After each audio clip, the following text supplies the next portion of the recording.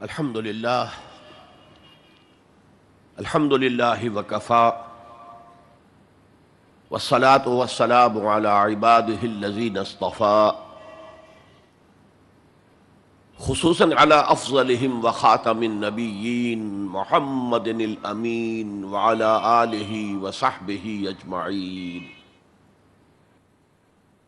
أما بعد فقد قال الله تبارك وتعالى كما ورد في سورة الحجرات: اعوذ باللہ من الشیطان الرجیم بسم اللہ الرحمن الرحیم. قالت الاعراب آمنا قل لم تؤمنوا ولكن قولوا اسلمنا ولما يدخل الإيمان في قلوبكم وإن تطيعوا الله ورسوله لا يلتكم من أعمالكم شيئا ان اللہ غفور رحیم. انما المؤمنون الذين آمنوا بالله ورسوله ثم لم يرتابوا وجاهدوا بأموالهم وأنفسهم في سبيل الله أولئك هم الصادقون. قل أتعلمون الله بدينكم واللہ یعلم ما فی السماوات وما فی الارض واللہ بکل شیء علیم. یمنون علیک ان اسلموا قل لا تمنوا علی اسلامکم بل اللہ یمن علیکم ان ہداکم للایمان ان کنتم صادقین. ان اللہ یعلم غیب السماوات والارض واللہ بصیر بما تعملون.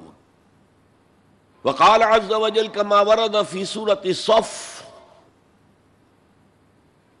یا ایھا الذین آمنوا هل ادلکم علی تجارۃ تنجیکم من عذاب علیم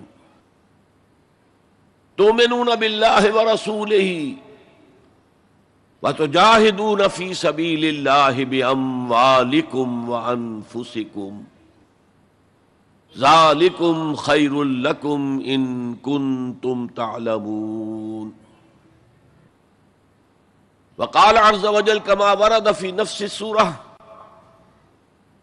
إِنَّ اللَّهَ يُحِبُّ الَّذِينَ يُقَاتِلُونَ فِي سَبِيلِهِ صَفًّا كَأَنَّهُمْ بُنْيَانٌ مَّرْصُوصٌ. صدق اللہ العظیم. وعن الحارث الاشعری رضی اللہ تعالی عنہ قال قال رسول اللہ صلی اللہ علیہ وسلم: انی آمرکم بخمس وفی روایت اللہ امرنی بہن بالجماعت والسمع والطاعت والہجرت والجہاد فی سبیل اللہ. رواہ امام احمد رحمہ اللہ. رب اشرح لی صدری ویسر لی امری واحلل عقدۃ من لسانی یفقہوا قولی. اللہم ربنا الہمنا رشدنا واعذنا من شرور انفسنا. اللہم ارنا الحق حقا وارزقنا اتباعہ وارنا الباطل باطلا وارزقنا اجتنابہ. اللہم نور قلوبنا بالایمان واشرح صدورنا للاسلام. اللہم وفقنا ان نجاہد فی سبیلک باموالنا وانفسنا. اللہم ارزقنا شہادۃ فی سبیلک. آمین یا رب العالمین. معزز حاضرین اور محترم خواتین، السلام علیکم ورحمۃ اللہ وبرکاتہ. ہمارا جو آج کا موضوع ہے وہ عنوان ہی سے نظر آ رہا ہے کہ طوالت طلب ہے. ایمان، اسلام اور اللہ کی راہ میں جد و جہد. سب سے پہلی بات اس ضمن میں یہ سمجھنی چاہیے کہ قرآن مجید میں ایمان اور اسلام اور مومن اور مسلم تقریباً ہم معنی اور مترادف الفاظ کے طور پر استعمال ہوئے. اگرچہ ایمان کا زیادہ تعلق انسان کے باطن سے ہے، اس کے ذہن سے ہے، قلب سے ہے، اور اسلام کا زیادہ تعلق اس کے عمل سے ہے، تاہم جس شخص کے دل میں ایمان ہے اور عمل میں اسلام ہے، اسے آپ مومن کہیں یا مسلم کہیں کوئی فرق واقع نہیں ہوتا.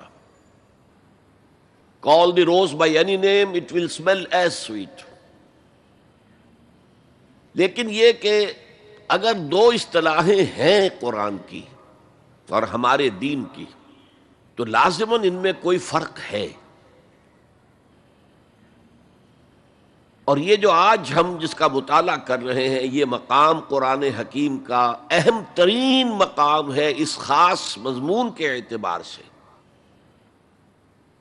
یہ وضاحت میں نے اس لیے کر دی کہ خاص مضمون کے اعتبار سے کہ قرآن کا کوئی ایک لفظ بھی غیر اہم نہیں ہے، لیکن مختلف موضوعات کے اعتبار سے مختلف مقامات کو سب سے بڑھ کر اہمیت کا حامل قرار دیا جا سکتا ہے. تو خاص اس موضوع پر، ایمان اور اسلام کے فرق پر، یہ مقام قرآن حکیم کا اہم ترین مقام ہے. قالت الاعراب آمنا، یہ بدو لوگ کہہ رہے ہیں ہم ایمان لے آئے. قل لم تؤمنوا، اے نبی ان سے کہہ دیجئے تم ایمان ہرگز نہیں لائے ہو. شاید بعض حضرات سوچے یہ ہرگز کا لفظ تم نے کہاں سے ایڈ کر دیا. تو عربی میں فعل ماضی کی نفی کا ایک طریقہ یہ ہے کہ ماضی ہی کے صیغے پر ما کا اضافہ کر دے. ما آمنتم، تم ایمان نہیں لائے ہو. لیکن فعل مضارع سے قبل لم لایا جائے تو یہ ماضی کی نفی ہے انتہائی تاکیدی. لم تؤمنوا، ما آمنتم نہیں کہا، لم تؤمنوا، تم ہرگز ایمان نہیں لائے ہو. ولیکن قولوا اسلمنا، ہاں یوں کہو کہ ہم اسلام لے آئے ہیں، یا ہم نے اطاعت قبول کر لی ہے، ہم نے سرنڈر کر دیا ہے، اسلام کی، اسلامی ریاست کی بالادستی قبول کر لی ہے. ولیکن قولوا اسلمنا، اور اب دیکھیے نہایت تاکیدی نفی پہلے ہو چکی ہے، لم تؤمنوا، پھر مزید تاکید ولما يدخل الایمان فی قلوبکم، ابھی تک ایمان تمہارے دلوں میں ہرگز داخل نہیں ہوا. یہ پھر لم کا اضافہ ہے. یہ مقام ہے جہاں ان دونوں چیزوں کو بالکل علیحدہ کر کے ایک دوسرے کے مقابل میں لے آئے ہیں. ثابت ہوا ایمان کچھ اور ہے، اسلام کچھ اور ہے. ذرا نوٹ کر لیجئے کہ قرآن مجید میں یا اسلام کی اصطلاحات میں 3 جوڑے ایسے ہیں کہ جن میں عام اور خاص کی نسبت ہے. ایمان خاص ہے، اسلام عام ہے. یعنی ہر مومن تو لازماً مسلم ہے، ہر مسلم لازماً مومن نہیں ہے. یہی معاملہ نبی اور رسول کا ہے. نبی عام ہے، رسول خاص ہے. ہر رسول تو لازماً نبی ہے، لیکن ہر نبی لازماً رسول نہیں ہے. یہی معاملہ جہاد اور قتال کا ہے. قتال تو لازماً جہاد ہے، لیکن جہاد لازماً قتال نہیں ہے. ان اصطلاحات کے بارے میں بہت خوبصورت بات کہی ہے مفسرین نے. اذا التقیا خالفا، واذا خالفا اجتمعا. جب یہ اصطلاحات سامنے سامنے آتی ہے، ایک دوسرے کے آمنے سامنے، تو ان کے مفہوم میں اختلاف ہو جاتا ہے. لیکن علیحدہ علیحدہ آ رہی ہوں، یہاں پر اکیلی اصطلاح ایمان ہے، یہاں پر اکیلی اصطلاح اسلام ہے، تو ان کے معنی تقریباً ایک ہو جاتے ہیں۔ اور دوسرے یہ کہ یہ اصطلاحات جو ہیں جوڑے، یہ ایک دوسرے کی جگہ پر استعمال ہو جاتے ہیں۔ تو ایمان کی جگہ اسلام، اسلام کی جگہ ایمان، یہ استعمال کیے جا سکتے ہیں۔ اور جیسا کہ میں نے شروع میں کہا، یہ دونوں تقریباً قرآن کے عام اسلوب کے اعتبار سے مترادف رحمانی الفاظ ہیں، لیکن یہاں انہیں بالکل علیحدہ کر دیا گیا ہے۔ قالت الاعراب آمنا قل لم تؤمنوا ولكن قولوا اسلمنا ولما يدخل الايمان في قلوبكم۔ اب ذرا پس منظر سمجھیے کہ یہ کون لوگ تھے جن سے یہ کہا جا رہا ہے۔ دیکھیے، آپ کو معلوم ہے کہ ابتدا میں جب کہ حضور ابھی مکہ میں تشریف فرما تھے، تو جس شخص کے دل میں ایمان یقین کے درجے میں آ جاتا تھا، صرف وہی کہتا تھا اشہد ان لا الہ الا اللہ واشہد ان محمد رسول اللہ۔ گویا کہ ایمان پہلے آتا تھا، اسلام بعد میں آتا تھا، اس لیے کہ انہیں معلوم تھا کہ اسلام کے اعلان کا مطلب کیا ہوگا۔ گویا کہ اپنے معاشرے کو میں چیلنج کر رہا ہوں، اپنے خاندان سے ہی نہیں، اہل و عیال سے بھی کٹ جانے کے لیے تیار ہوں۔ جو شخص اس حد تک یقین کا حامل ہو جاتا تھا، وہ پھر اسلام کا اعلان کرتا تھا۔ لیکن رفتہ رفتہ صورت بدلی، خاص طور پر ہجرت کے فوراً بعد۔ آپ کو معلوم ہے کہ وہاں اللہ تعالیٰ نے ایسے حالات اور اسباب پیدا کر دیے کہ جو دو قبیلے وہاں پر اصل عرب قبیلے آباد تھے، اوس اور خزرج، ان دونوں کے تمام اکابر ایمان لے آئے۔ اور قبائلی زندگی کا معاملہ آپ کو معلوم ہے کہ اگر سرداروں نے ایمان قبول کر لیا تو پھر دونوں قبیلوں نے ایمان قبول کر لیا۔ لیکن یہاں کیفیت اب وہ نہیں تھی۔ یقیناً بہت سے لوگ ان میں وہ تھے جنہوں نے دل کے ساتھ ایمان قبول کیا تھا، اس کے فیس ویلیو پر تسلیم کیا تھا، لیکن بہت سے لوگ وہ بھی تھے کہ جو یہ دیکھ کر کہ پورا قبیلہ اسلام لا رہا، چلو ہم بھی شامل ہو جائیں۔ یہ صورت تبدیل ہونی شروع ہو گئی، یعنی ان کے حد تک اسلام پہلے آ گیا، پھر رفتہ رفتہ حضور کی معیت میں رہے، حضور کی صحبت حاصل رہی اور اس سے استفادہ کیا، تو ایمان بھی پیدا ہوتا چلا گیا۔ اب یہاں اسلام پہلے آیا، ایمان بعد میں آیا۔ یہی کیفیت ہماری ہے آج۔ ہم مسلمان تو پیدائشی طور پر ہیں، مسلمان والدین کے گھر میں پیدا ہوئے، الا یہ کہ کوئی اور کسی دوسرے مذہب سے تعلق رکھنے والا ایمان قبول کرتا ہے، اسلام قبول کرتا ہے، تو اسے بھی اپنے خاندان سے کٹنا پڑتا ہے، اسے اسی طرح کے حالات سے، چاہے وہ مار پیٹ اور وہ پرسیکیوشن اور وہ تشدد اور وہ ٹارچر نہ ہو جو ہو رہا تھا مکہ مکرمہ میں، لیکن بہرحال کافی کچھ قیمت انسان کو ادا کرنی پڑتی ہے اپنے اسلام کے قبول کرنے کی۔ لیکن ہماری 99,999 فی لاکھ جو اکثریت ہے، وہ تو انہی پر مشتمل ہے جو آباء و اجداد کی وجہ سے due to accident of birth مسلمان ہیں۔ تو اسلام تو پیدائشی طور پر مل گیا، پیدا ہوتے ہی داہنے کان میں اذان پڑھی گئی، بائیں میں اقامت کہی گئی۔ بڑا عجیب سا نکتہ ہے، ایک صاحب نے جب بیان کیا تو میں واقعی چونک گیا۔ انسان کی پیدائش کے وقت اذان دی گئی اور اقامت کہی گئی، نماز کوئی نہیں، اور اس کے انتقال کے وقت نماز پڑھی گئی بغیر کسی اذان کے، بغیر کسی اقامت کے۔ گویا کہ اس نماز کی اذان اور اقامت پیدائش کے وقت ہے، جو نماز جنازہ کی شکل میں اس کی موت کے وقت پڑھی جا رہی ہے۔ اور یوں کہا جا سکتا ہے کہ ہماری یہ دنیاوی زندگی بس اتنے ہی وقفے کا نام ہے جتنی کہ اذان اور اقامت اور نماز کے درمیان ہوتی ہے۔ بہرحال یہ جو صورتحال کی تبدیلی ہوئی، جس کو میں نے کہا کہ ہمارے ہاں یہ دوسری تبدیلی 100% موجود ہے، یہ تبدیلی اپنے کلائمیکس کو پہنچ گئی جب حضور کو اللہ تعالیٰ نے اتنی کامیابی عطا کی کہ مکہ بھی فتح ہو گیا، تو اگرچہ عرب میں کوئی فارمل گورنمنٹ نہیں تھی، کوئی حکومت فارمل وہاں قائم نہیں تھی، لیکن قریش کا مقام پورے عرب میں ایسے ہی تھا جیسے کہ کسی ملک کا صدر مقام ہوتا ہے۔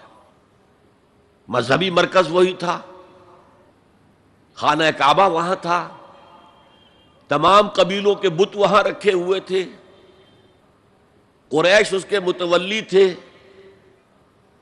لہذا قریش کو امتیازی حیثیت حاصل ہو گئی، اور اس کا سب سے بڑا معاشی فائدہ جو انہیں ہوا تھا وہ یہ تھا کہ جب کہ دوسرے کسی قبیلے کا کوئی تجارتی قافلہ بچ کر نہیں جا سکتا تھا، اس پہ لوٹ مار،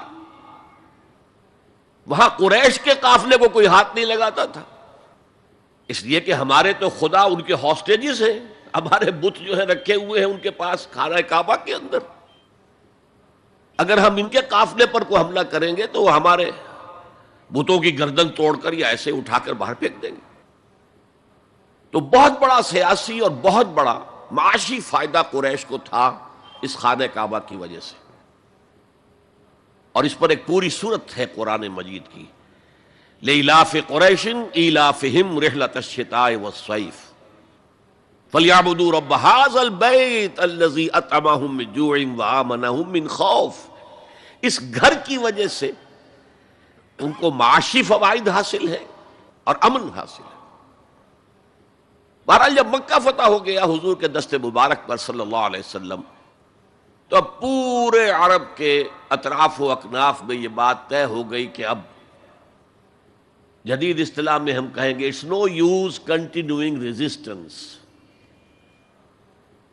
اب ہم کیا مخالفت کریں اور کیا اب آپ کا راستہ روکنے کی کوشش کریں، بات ختم ہو گئی جب مکے پر اب حضور کا قبضہ ہے صلی اللہ علیہ وسلم۔ تو اب قبیلوں نے اپنے وفد بھیجنے شروع کیے، فلاں وفد آ رہا ہے ایمان کا اعلان کر رہا ہے، پورا قبیلہ ایمان لے آیا ہے، فلاں قبیلے کا وفد آ رہا ہے ایمان کا اظہار کر رہے ہیں، مسلمان ہو گئے ہیں، پورا عرب مسلمان ہو گئے۔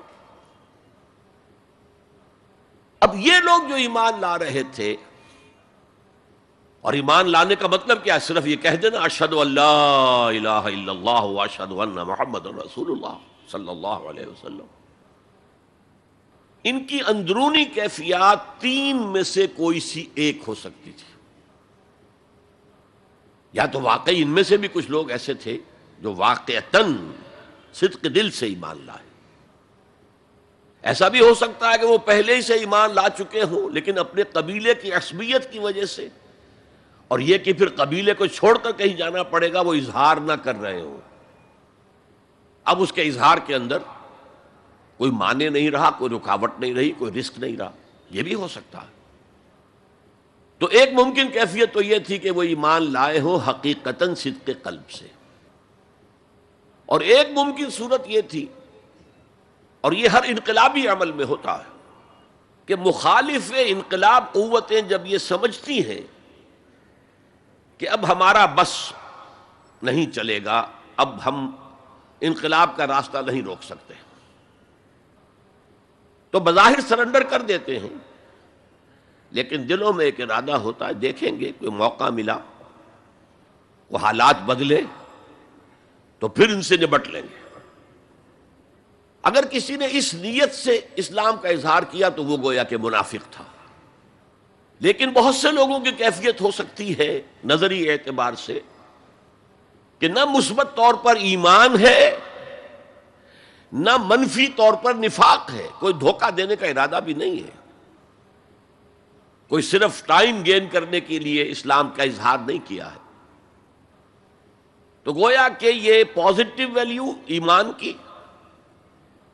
+1 +2 +3 +4 ایمان کے درجے ہیں، ایک عام آدمی کا ایمان ہے، ایک ابو بکر صدیق کا ایمان ہے، زمین و آسمان کا فرق ہے، خود صحابہ میں یہ درجہ بندی تھی، اور ہم تو اپنے ایمان سے کیا نسبت اور کیا تناسب قائم کریں گے صحابہ کے ایمان کے ساتھ، بالخصوص ابو بکر صدیق جیسے صدیق اکبر کے ایمان کے ساتھ رضی اللہ تعالی عنہ۔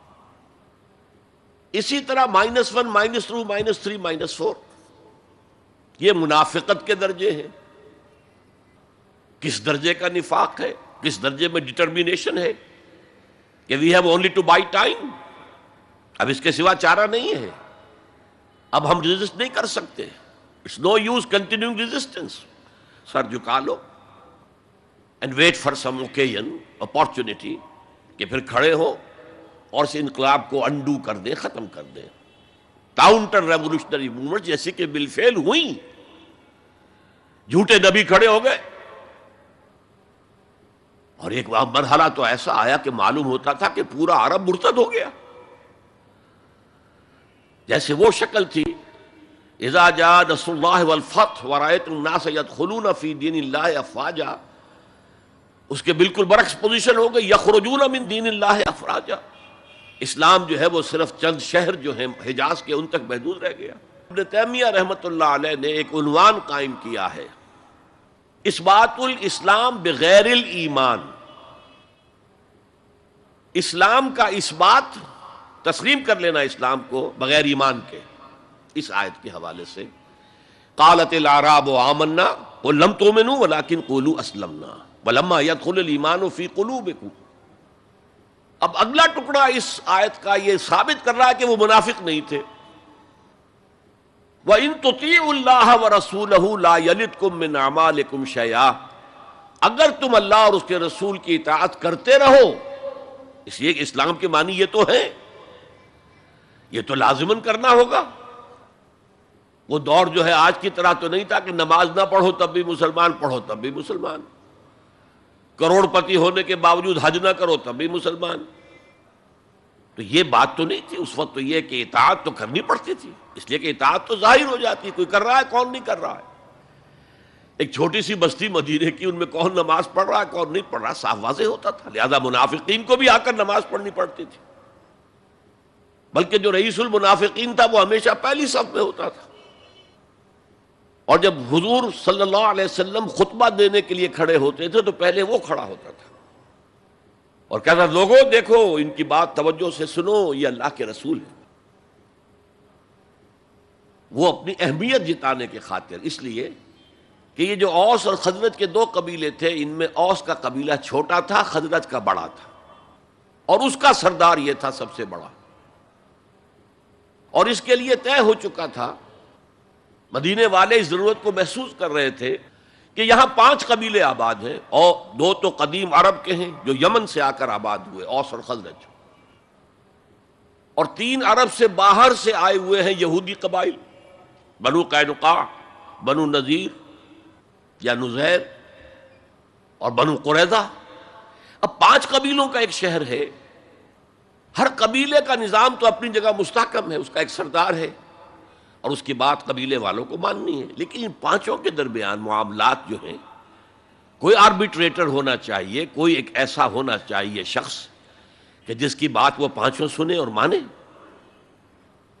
اس لیے انہیں بادشاہ کی ضرورت محسوس ہوئی کہ کسی کو ہم اپنا بادشاہ بنا لیں. اور قرۂ فال بنام من دیوانہ زدند عبداللہ ابن ابی، اس کے بارے میں طے ہو گیا یہ ہمارا بادشاہ ہوگا. اس کے لیے تاج تیار ہو گیا سونے کا. تاج پوشی باقی تھی کہ حضور تشریف لے آئے بے تاج بادشاہ کی حیثیت سے. اس کے سارے خواب بکھر گئے. لہذا منافق اول بھی وہ اور رئیس المنافقین بھی وہ.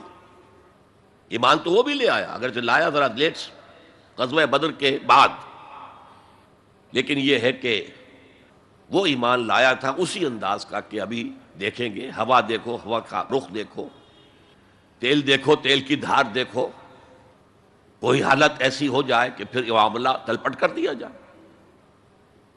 تو یہاں کہا جا رہا ہے وَإِن تُطِيعُوا اللَّهَ وَرَسُولَهُ لَا يَلِدْكُم مِّنْ أَعْمَالِكُمْ شَيْئًا، جبکہ منافق کا کوئی عمل بھی قبول نہیں. لیکن یہاں فرمایا گیا کہ اگر تم اللہ اور اس کے رسول کی اطاعت کرتے رہو گے تو اللہ تعالیٰ تمہارے اعمال کے اجر و ثواب میں کوئی کمی نہیں کرے گا. دیکھیے اصولی اعتبار سے بات یہ ہے کہ ایمان کے بغیر کوئی عمل جو ہے قبول نہ ہو. یہاں ایمان کے بغیر نیکیوں کے اعمال کے قبولیت کا اعلان کیا جا رہا ہے. گویا کہ یہ ایک خاص رعایت ہے، اس لیے آیت ختم ہو رہی ہے ان اللہ غفور الرحیم. اللہ غفور ہے، اللہ رحیم ہے. یہ اس کے شان غفاری کا صدقہ ہے، یہ اس کی شان رحیمی کا صدقہ ہے کہ اس حال میں بھی تمہارے اعمال اگر تم اطاعت کرتے رہو گے اللہ اور اس کے رسول کی تو اللہ قبول فرما لے گا.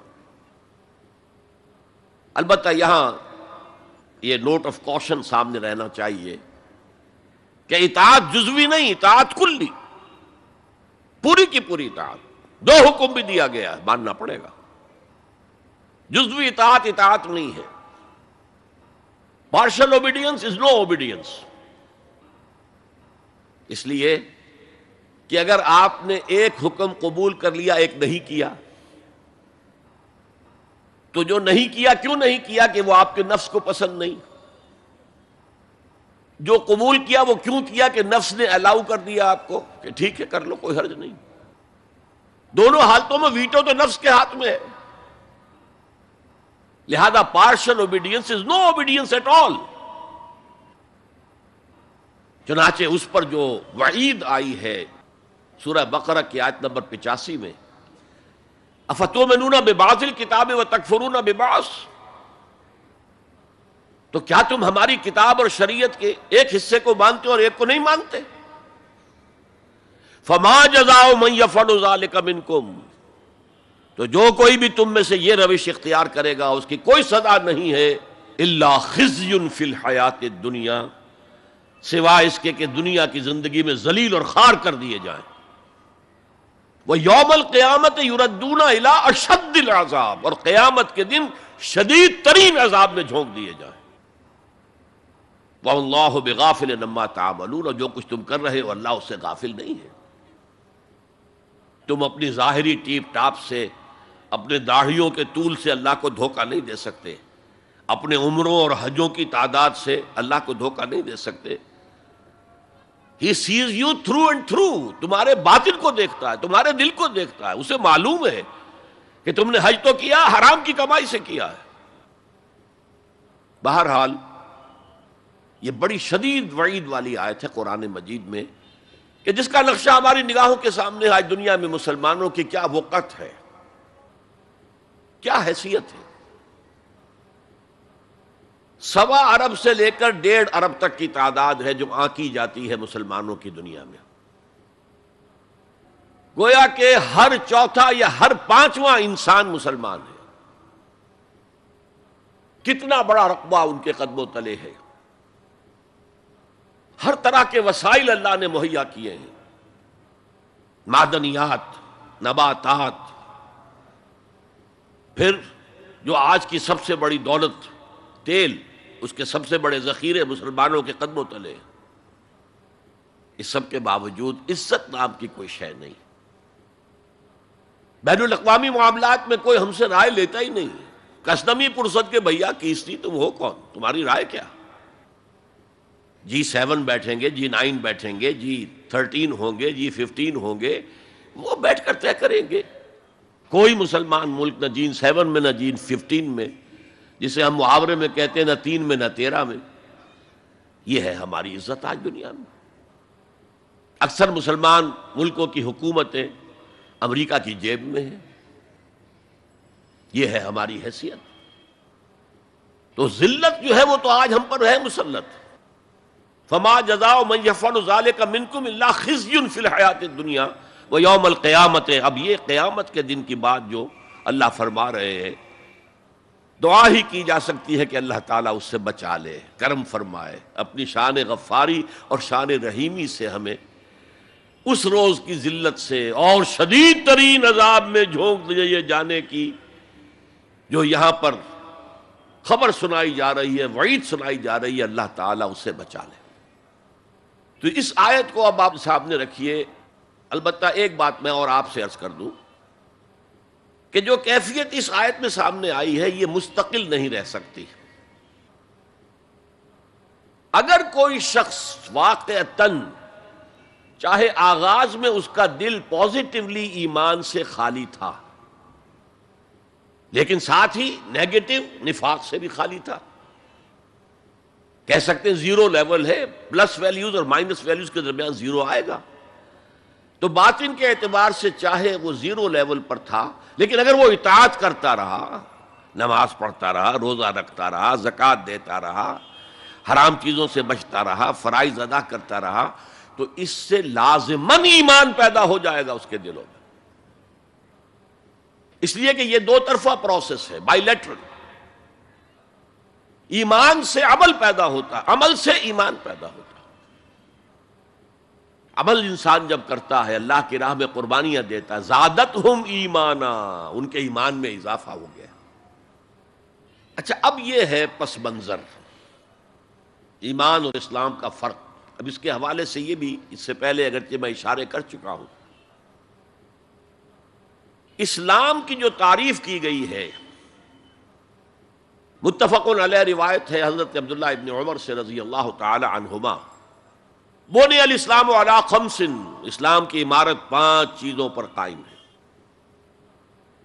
شہادت اللہ الہ الا اللہ وان محمد رسول اللہ، واقام الصلاۃ وایتاء الزکوٰۃ وصوم رمضان وحج البیت من استطاع الیہ سبیلا.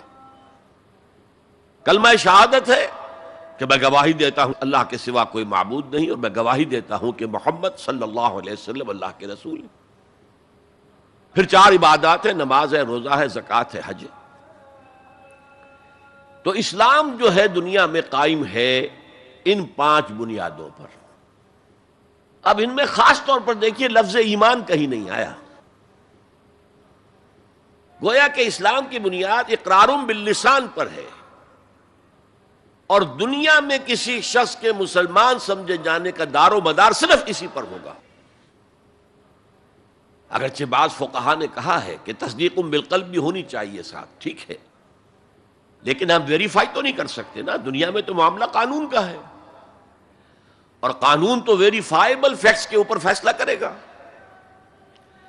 ہم نہ کسی کے ایمان کو ویریفائی کر کے سند دے سکتے ہیں کہ ایمان ہے، نہ کسی کے ایمان کی نفی کر سکتے ہیں.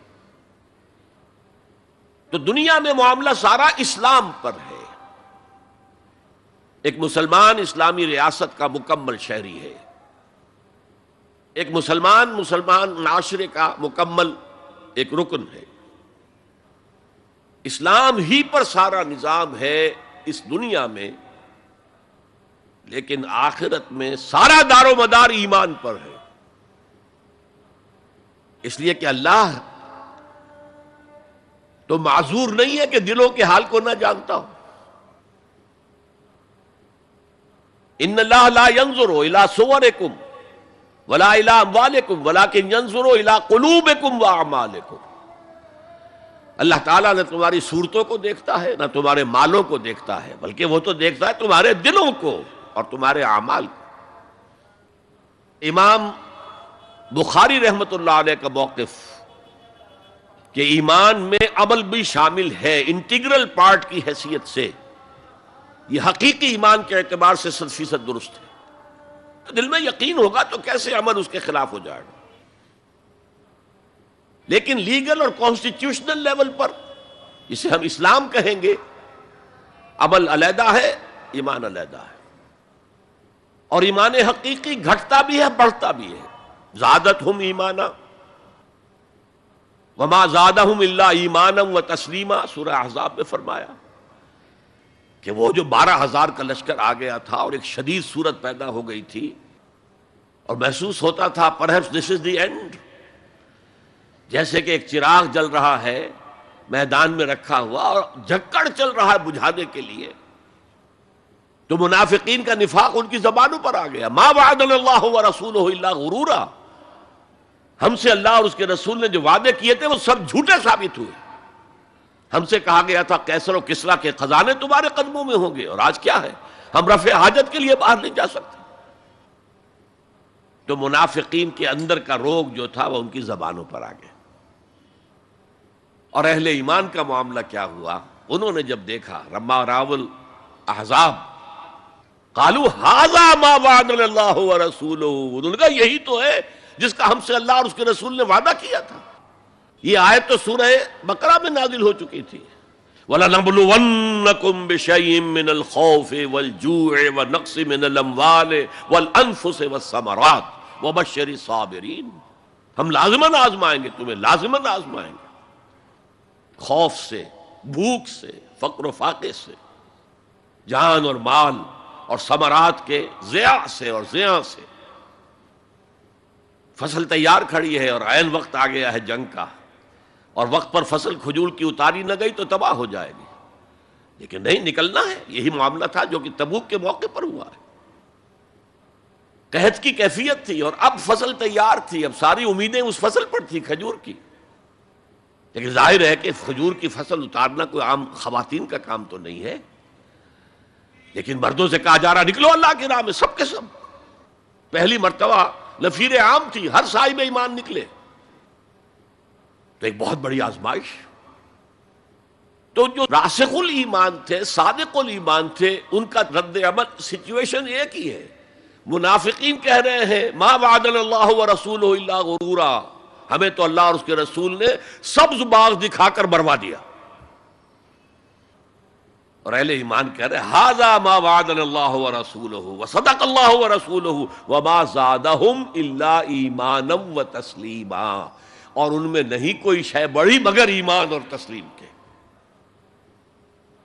جبکہ وہ جو ایک کانسٹیٹیوشنل ایمان ہے وہ ایک جامد شے ہے، it's a legal status that you get as a مسلم۔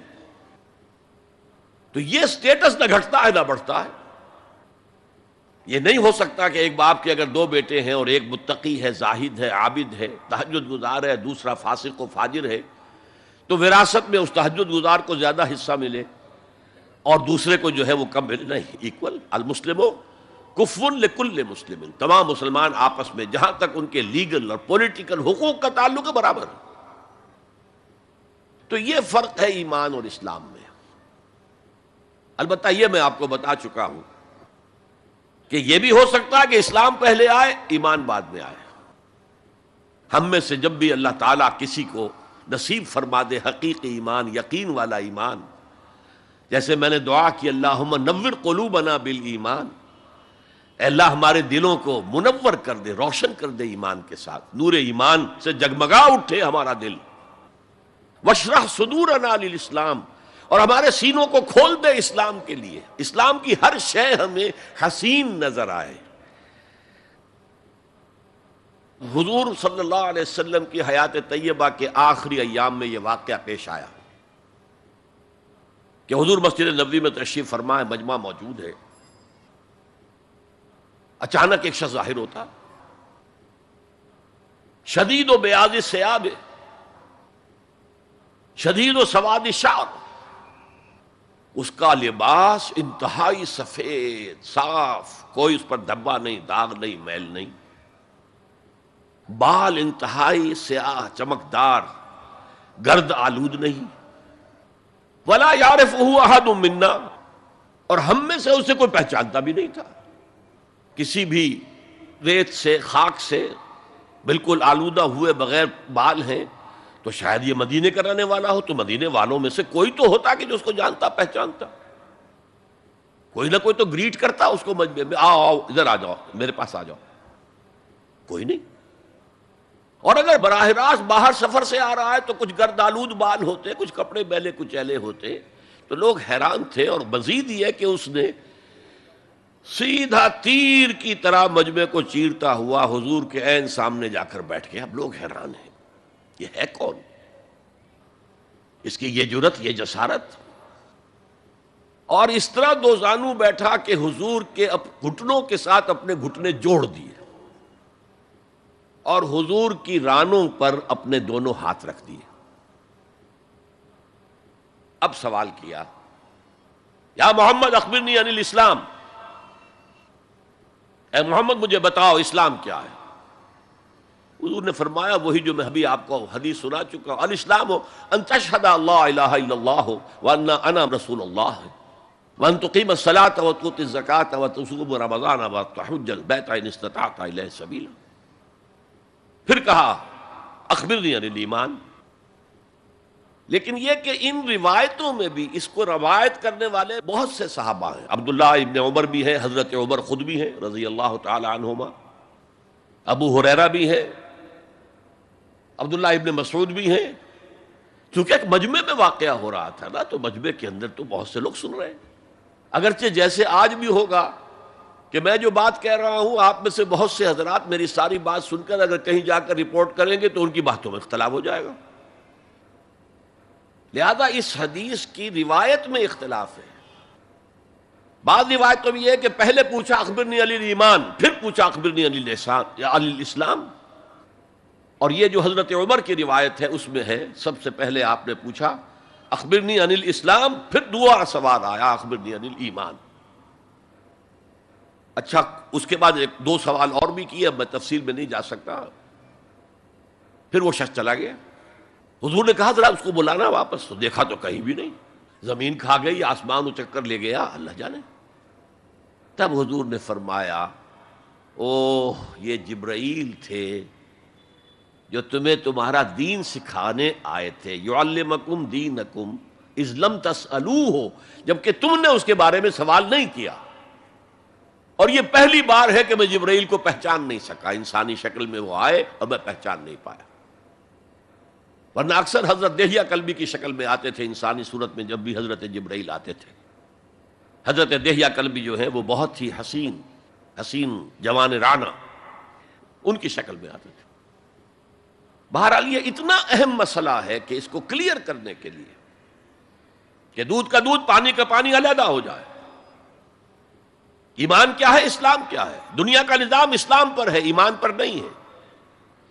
آخرت کا معاملہ ایمان پر ہے، اسلام پر نہیں ہے. کوئی شخص مسلمانوں کا بہت بڑا قائد ہو، بہت بڑا لیڈر ہو، لیکن ہو سکتا ہے آخرت میں زیرو ہو. میں حدیث سنا چکا ہوں آپ کو. ایک شخص دنیا میں شہید سمجھا جا رہا تھا، ایک شخص دنیا میں بہت بڑا عالم سمجھا جا رہا تھا، ایک شخص دنیا میں بہت بڑا سخی سمجھا جا رہا تھا، اور اللہ نے سب کے دعوے جو ہیں ان کی نفی کر دی. تم نے جنگ کی تھی اس لیے لیقال جریء کہا جائے، بہت ہی جری آدمی ہے صاحب، بہت بہادر آدمی، کیا کہنے اس کے. لیقال سخی، بھائی بڑا سخی آدمی ہے، سخاوت کے دریا بہا دیے اس نے. بھائی بہت بڑا عالم ہے، اس سے علم کا کتنا جو ہے لوگوں کو فیض پہنچا ہے. وقد قیلا، یہ تمہارا مقصود تھا، وہ مقصود دنیا میں حاصل ہو چکا. تمہاری شہرت کے ڈنکے بج چکے، اب یہاں تمہارے لیے کچھ نہیں. اور پھر اللہ حکم دے گا اور فرشتے منہ کے بل گھسیٹتے ہوئے اسے جہنم میں جھونک دیں گے. تو وہ اسلام وہاں کام نہیں آئے گا. بلکہ اسلام کیا، اسلام پر اتنی اضافی خوبیاں بھی کام نہیں آئیں گی اگر دل میں ایمان نہیں اور اس کے نتیجے میں نیت درست نہیں. حقیقت البر پر ہم گفتگو کر چکے ہیں، نیکی کی اصل حقیقت کیا ہے. اسی موضوع پر اصل میں امام ابو حنیفہ جو فقیہ ہے، ان کی کوئی کتاب اور تصنیف فقہ پر نہیں ہے. وہ سارے ان کے شاگردوں کے فتاوی ہیں جو بعد میں مرتب ہوئے. ہاں ان کی ایک تصنیف ہے الفقہ الاکبر، بڑی فقہ جو میجر ایشوز ہیں. مسلمان کون ہے، اور مسلمان گناہ کبیرہ کرے تو کافر ہو جاتا ہے یا نہیں ہو جاتا. بعض احادیث سے ثابت ہوتا ہے کہ وہ تو کافر ہو گیا، ایمان سے محروم ہو گیا. میں وہ حدیث سنا چکا ہوں آپ کو، واللہ لا یؤمن واللہ لا یؤمن واللہ لا یؤمن. خدا کی قسم وہ شخص مومن نہیں، خدا کی قسم وہ شخص مومن نہیں، خدا کی قسم وہ شخص مومن نہیں. صحابہ لرز گئے، کانپ گئے. قیل من یا رسول اللہ، حضور کس کے بارے میں ارشاد فرما رہے ہیں؟ فرمایا الذی لا یامن جارہ بوائقہ، وہ شخص کہ جس کی ایذا رسانی کی وجہ سے اس کا پڑوسی چین میں نہیں ہے، امن میں نہیں، سکون میں نہیں. تو بظاہر تو نتیجہ نکلا کہ ایمان کی اتنی نفی ہو رہی تو کافر ہے. اور یہی سب سے بڑی غلطی جو سب سے پہلا فرقہ پیدا ہوا اسلام میں، وہ تو اسی بنیاد پر ہوا تھا. خوارج کا موقف یہی تھا، گناہ کبیرہ کا مرتکب کافر ہے، اور کافر ہے تو گویا کہ مرتد ہے، اور مرتد ہے تو واجب القتل ہے. اس کا مال بھی تم پر مباح ہے کہ لے لو اور قبضہ کر لو، اس کی بیویاں بیٹیاں بھی تم پر مباح ہے کہ انہیں اپنی کنیزیں بنا لو. حالانکہ بڑے متقی لوگ تھے خوارج. حضرت علی کو بہرحال ان سے جنگ کرنی پڑی. 4000 خوارج جو ہیں جنگ نہروان کے اندر قتل ہوئے. اور پھر خوارج کی تکفیر پر امت کا اجماع ہوا کہ وہ دائرہ اسلام سے خود خارج ہو گئے تھے. ان موضوعات پر امام ابو حنیفہ کی تسلیم اپنی ہے. گناہ کبیرہ سے بھی کوئی شخص کافر نہیں ہوتا. بہرحال ہمارا جو اصل موضوع ہے اس کی طرف میں آ رہا ہوں. اسلام اور ایمان کو جب علیحدہ علیحدہ اس طرح کر دیا، نیچرلی اب ایک سوال پیدا ہوتا ہے کہ پھر مومن کو ڈیفائن کیجئے. ہو از اے مومن؟ We want to be acknowledged as مومنز. کیا پری ریکویزٹس ہیں، کیا شرائط ہیں؟ یہ دیکھیے ربط آیت بالآیت. چونکہ آیت نمبر 14 میں اسلام اور ایمان جدا، اور کچھ لوگوں کا اسلام قبول، اطاعت قبول، ایمان کی نفی مطلق. لم تؤمنوا ولما يدخل الایمان فی قلوبکم. تو اس پس منظر میں نیچرل کوسچن ہے جو اٹھتا ہے، مومن کون ہے؟ ڈیفائن کیجیے. اور یہ آیت اگلی اس اعتبار سے قرآن مجید کی اہم ترین آیت ہے. A comprehensive definition of who is a مومن، جس کو اصطلاح میں کہا جاتا ہے جامع و مانع تعریف. جامع اور مانع تعریف، کسی چیز کو ڈیفائن کریں اس طریقے سے کہ کوئی شے جو اس کے باہر ہے وہ اس میں داخل نہ ہو جائے، اور کوئی شے جو اس کا جز ہے باہر نہ رہ جائے. جامع بھی ہو، اس کے تمام اجزاء اس میں آ جائیں، اور مانع ہو کہ کوئی شے جو اس سے مناسبت نہ رکھتی ہو اس میں شامل نہ ہو سکے. جامع و مانع تعریف مومن کی وہ اس آیت میں، آیت نمبر 15 میں. انما المؤمنون الذین آمنوا باللہ ورسولہ ثم لم یرتابوا. اب یہاں بھی وہ اسلوب حصر ہے، انما.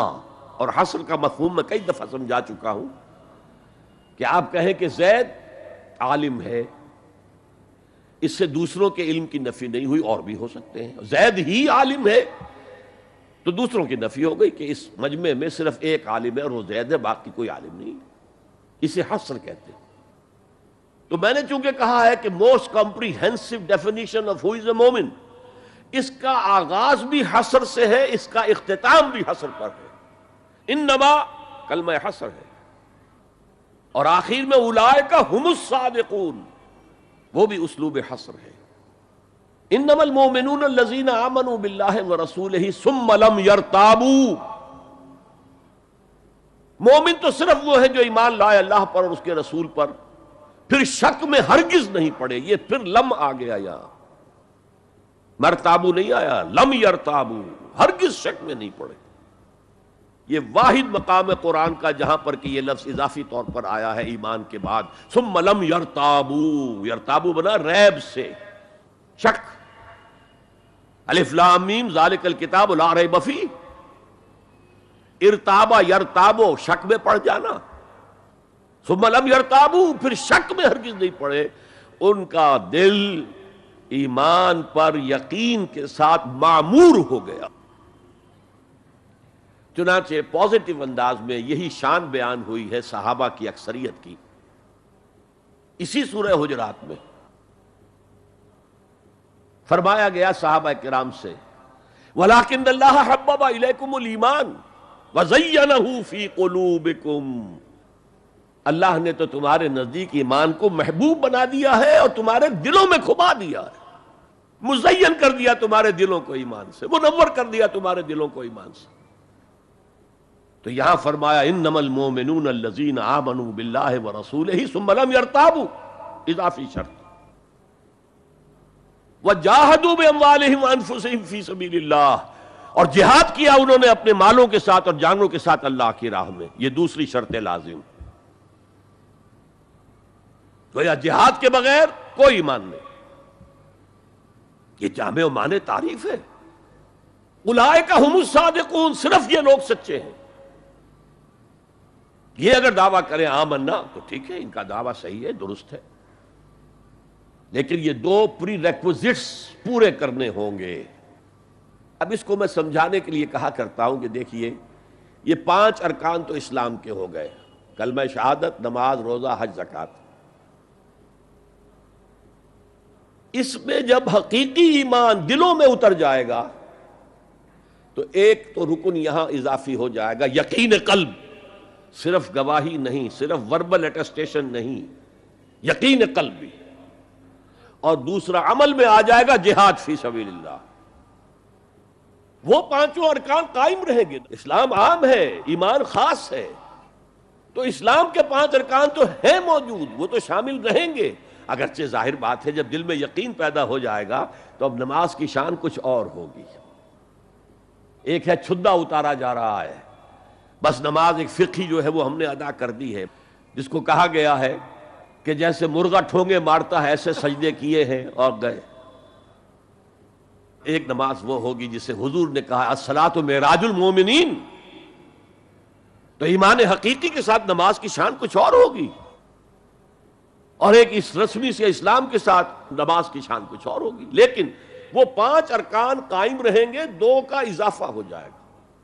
شہادت کے بعد اس کے ساتھ یقین قلبی، اور ان 4 عبادات کے ساتھ جہاد فی سبیل اللہ. یہ جو رے آف لائٹ کا جو اسپیکٹرم بنتا ہے اسے پرزم میں سے جب گزارے تو 7 روشنیاں نظر آتی ہیں. وہ تو نظر آتی ہیں، 2 اور بھی ہیں جو نظر نہیں آتی. Ultraviolet, infrared.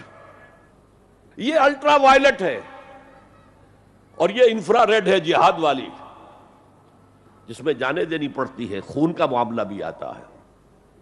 یہ گویا کہ حقیقی ایمان کے 7 ارکان ہو جائیں گے، 5 جمع 2. تب وہ شخص مومن کہلانے کا مستحق ہوگا. قُلْ أَتُعَلِّمُونَ اللَّهَ بِدِينِكُمْ، اے نبی ان سے کہیے تم اللہ کو بتانا چاہتے ہو، جتلانا چاہتے ہو اپنا دین. میں چونکہ ہریانہ میں پیدا ہوا تھا، حصار میں، تو وہاں کی جو مقامی بولی تھی اس کی کچھ چیزیں یاد ہیں. تھوتھا چنا باجے گھنا. جو چنا اندر سے خالی ہو گیا، کیڑا کھا چکا ہے، اس کے اندر آواز زیادہ ہو جاتی ہے. خالی برتن زیادہ آواز دیتا ہے، برتن بھرا ہوا ہے تو ظاہر بات ہے ڈل ہو جائے گی.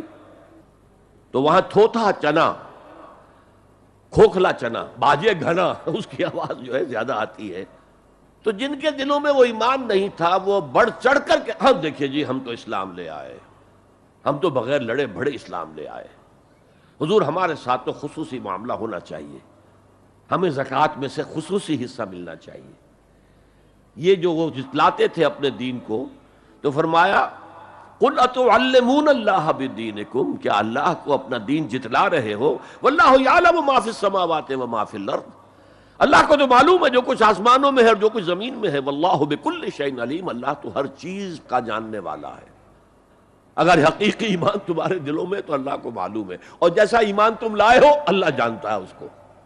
آیا واقعی صدق دل کے ساتھ ہے، یا نفاق کے اور دھوکے کے ساتھ ہے، یا یہ کہ خالی اسلام ہے، زیرو لیول ہے.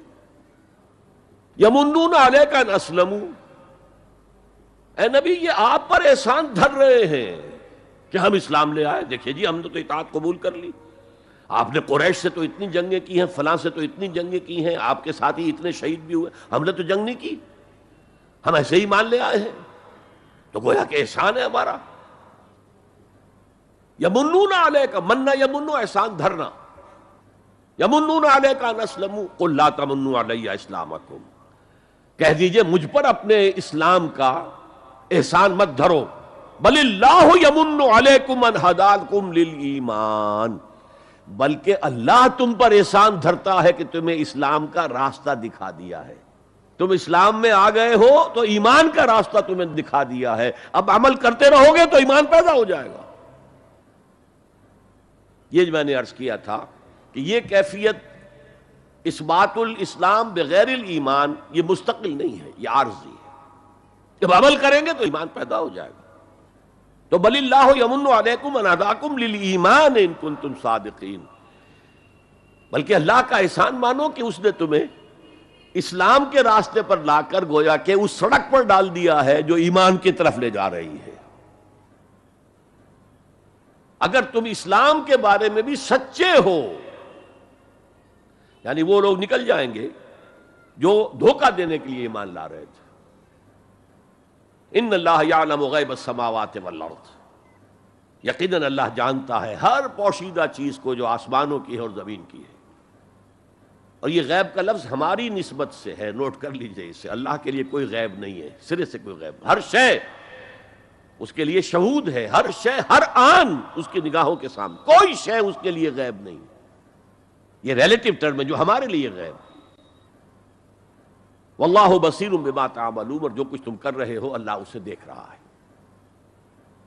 اچھا، اب پھر پہلی دو آیات کی طرف آ جائیے۔ اسلام ایمان علیحدہ چیزیں، ایمان کی تعریف یقین قلبی دل میں، اور جہاد فی سبیل اللہ عمل میں۔ گویا کہ ان میں سے کوئی ایک چیز بھی نہیں ہے تو پھر مومن نہیں ہو تم۔ دل میں یقین نہیں تو مومن نہیں، عمل میں جہاد نہیں تو مومن نہیں۔ اب اسی کو دوسرے مقام سے جو میں نے آیات پڑھی تھی، سورہ صف کی آیت نمبر 10-11، یا ایھا الذین آمنوا هل ادلکم علی تجارۃ تنجیکم من عذاب علیم، اے اہل ایمان کیا میں تمہاری رہنمائی کروں اس تجارت کی جانب جو تمہیں جہنم کے عذاب سے بچا دے، نجات دے دے۔ سوالیہ انداز، یہ قرآن کا بھی انداز ہے، حضور کا بھی انداز تھا۔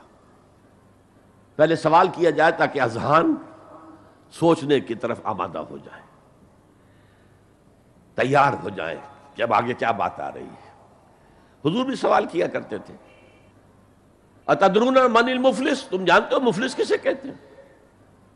اکثر و بیشتر صحابہ کا جواب ہوتا تھا اللہ و رسول عالم، اللہ اور اس کا رسول بہتر جانتے ہیں۔ پھر حضور دوبارہ پوچھتے تھے تو اپنی اپنی سمجھ کے مطابق جواب دیتے تھے۔ المفلس عندنا ما لا درہم لہ ولا دینارا، حضور ہم مصلف اسی کو سمجھتے ہیں جس کے پاس نہ درہم ہے نہ دینار ہے۔ فرمایا نہیں، میری امت کا مفلس وہ ہوگا جو قیامت میں حاضر ہوگا تو نمازوں کی بھی بہت بڑی گٹھری لے کر آئے گا، روزے بھی ہوں گے، عمرے بھی ہوں گے، حج بھی ہوں گے، نیکیوں کی بہت بڑی بڑی گانٹھیں ساتھ ہوں گی، لیکن حقوق العباد میں اس نے کوتاہی کی ہوگی۔ قد اکل مال ھذا، اس شخص کا مال ہڑپ کر لیا ہوگا غلط طریقے سے، بہنوں کا حصہ وراثت میں کھا لیا ہوگا، کسی پر تہمت لگائی ہوگی، کسی کی غیبت کی ہوگی، اور وہ سارے دعوے دار جمع ہو جائے، اللہ اس شخص نے میرے ساتھ یہ کیا، اللہ اس شخص نے میرے ساتھ یہ کیا، تو اس کی نیکیاں سب دے دی جائیں گی۔ اچھا بھائی، وہاں کوئی اور کرنسی تو ہے نہیں کہ اتنے ہزار جرمانہ یا اتنا لاکھ جرمانہ، اچھا تم اس کی نمازیں لے جاؤ، تم اس کے روزے لے جاؤ، تم اس کے حج اور عمرے لے جاؤ، خالی ہو گیا، اور دعوے دار اب بھی باقی ہیں، تو ان کے گناہ اب ان کے حساب میں پڑنے شروع ہوں گے، اور وہ ان کے گناہوں کے بوجھ تلے دب کر جہنم میں جھونک دیا جائے۔ یہ مفلس ہے، یہ انداز تھا، یہ قرآن کا بھی انداز ہے اور یہی حضور کا انداز تھا۔ یا ایھا الذین آمنوا هل ادلکم علی تجارۃ تنجیکم من عذاب علیم، اے ایمان والو، اے ایمان کے دعوے دارو، یا اے وہ لوگوں جو ایمان قانونی حاصل کر چکے ہو، یا اے وہ مسلمانوں جن کی رسائی ابھی تک حقیقی ایمان تک نہیں ہوئی، یا ایھا الذین آمنوا هل ادلکم علی تجارۃ تنجیکم من عذاب علیم، کیا میں بتاؤں تمہیں وہ تجارت، وہ کاروبار جس کا نفع کیا ہوگا کہ جہنم سے چھٹکارا پا جاؤ۔ اب یہاں ایک منٹ رک کر توقف کر کے نظم کلام کے اعتبار سے ایک نتیجہ سامنے لے آئیے، اگر وہ تجارت نہیں کرو گے تو جہنم سے نجات کی امید یہ تمہاری وشفل تھنکنگ ہے، تمہاری آرزویں ہیں، تلک امانیہم، یہ ان کی خواہشات ہیں جنہوں نے عقیدوں کی شکل اختیار کر لی ہے۔ یہ اللہ کا کلام ہے، یہ اس میں کوئی شے جو ہے محض شاعرانہ لفاظی کے لیے یا شاعرانہ مبالغے کے لیے تو نہیں ہے نا۔ گنجینہ معنی کا طلسم اس کو سمجھیو جو لفظ کے غالب میرے اشعار میں آوے، تو قرآن میں جو لفظ آ رہا ہے وہ ہر لفظ اپنی جگہ پر معنی کا خزانہ ہے۔ هل ادلکم علی تجارۃ تنجیکم من عذاب علیم۔ اب جواب سنیے، تؤمنون باللہ ورسولہ، ایمان لاؤ اللہ پر اور اس کے رسول پر جیسا کہ ایمان لانے کا حق ہے۔ بات وہی ہو گئی نا، وہ پہلا تمہارا قانونی ایمان تھا، اصل ایمان کچھ اور ہے۔ اسی کو سورہ نساء میں فرمایا، یا ایھا الذین آمنوا آمنوا باللہ ورسولہ والکتاب الذی نزل علی رسولہ والکتاب الذی انزل من قبل، اے ایمان کے دعوے دارو ایمان لاؤ جیسا کہ ایمان لانے کا حق ہے، اللہ پر بھی اور اس کے رسول پر بھی، اور اس کتاب پر بھی جو اپنے رسول پر اس نے نازل فرمائی، اور اس کتاب پر بھی جو پہلے نازل کی تھی۔ تؤمنون باللہ ورسولہ وتجاہدون فی سبیل اللہ باموالکم وانفسکم. بالکل وہی آیت نمبر 15 بن گئی کہ نہیں سورہ حجرات کی. ایمان لاؤ اللہ پر اس کے رسول پر، یا ایمان رکھو اللہ پر اس کے رسول پر جیسے کہ ایمان کا حق ہے، اور جہاد کرو اللہ کے راہ میں اپنی جانوں اور مالوں کے ساتھ. تؤمنون باللہ ورسولہ وتجاہدون فی سبیل اللہ باموالکم وانفسکم ذالکم خیر لکم ان کنتم تعلمون. یہی تمہارے حق میں بہتر ہے اگر تم سمجھو. اگرچہ بظاہر تو گھاٹے کا سودا ہے دنیاوی اعتبار سے، اللہ کی راہ میں جہاد کرنا جان کا اندیشہ ہے. قتال کے لیے نکلنا جان کا، جو اگر بچ کے آ گئے تو ایک نئی زندگی سمجھیے، ورنہ انسان میدان جنگ میں جاتا ہے تو جان ہتھیلی پر رکھ کر جاتا ہے. مال مانگا جا رہا ہے اللہ کی راہ میں، مال دے کر دنیا میں تو بہرحال دولت کی کمی کا احساس ہوتا ہے نا. اگرچہ تمہیں گھاٹے کا سودا نظر آتا ہے، حقیقت میں یہی نفع کا سودا ہے اگر تمہارے پاس علم حقیقی ہے. اب ان دو مقامات سے جو نتیجہ میں نے نکالا، there can be no ایمان without jihad فی سبیل اللہ. There can be no salvation on the day of judgment without jihad فی سبیل اللہ. کس قدر اہم ہے جہاد فی سبیل اللہ کو اب سمجھنا، اس کے تقاضوں کو جاننا، اس کی شرائط کا فہم حاصل کرنا. اس ضمن میں جو دنیا میں آج غلط فہمیاں پھیلی ہوئی ہیں اور زبردستی پھیلائی بھی جا رہی ہیں جان بوجھ کر، اس کا اصل سبب ہم خود ہیں. ہماری بہت بڑی غلطی ہوئی، بہت بڑی غلطی ہوئی، بہت بڑی غلطی ہوئی کہ ہم نے جہاد اور قتال کو ہم مانی قرار دے دیا. یہ بھی جوڑا وہی ہے، عام اور خاص. لیکن جہاد اور قتال یہ ہم مانی نہیں ہیں، سینونیمس نہیں ہیں.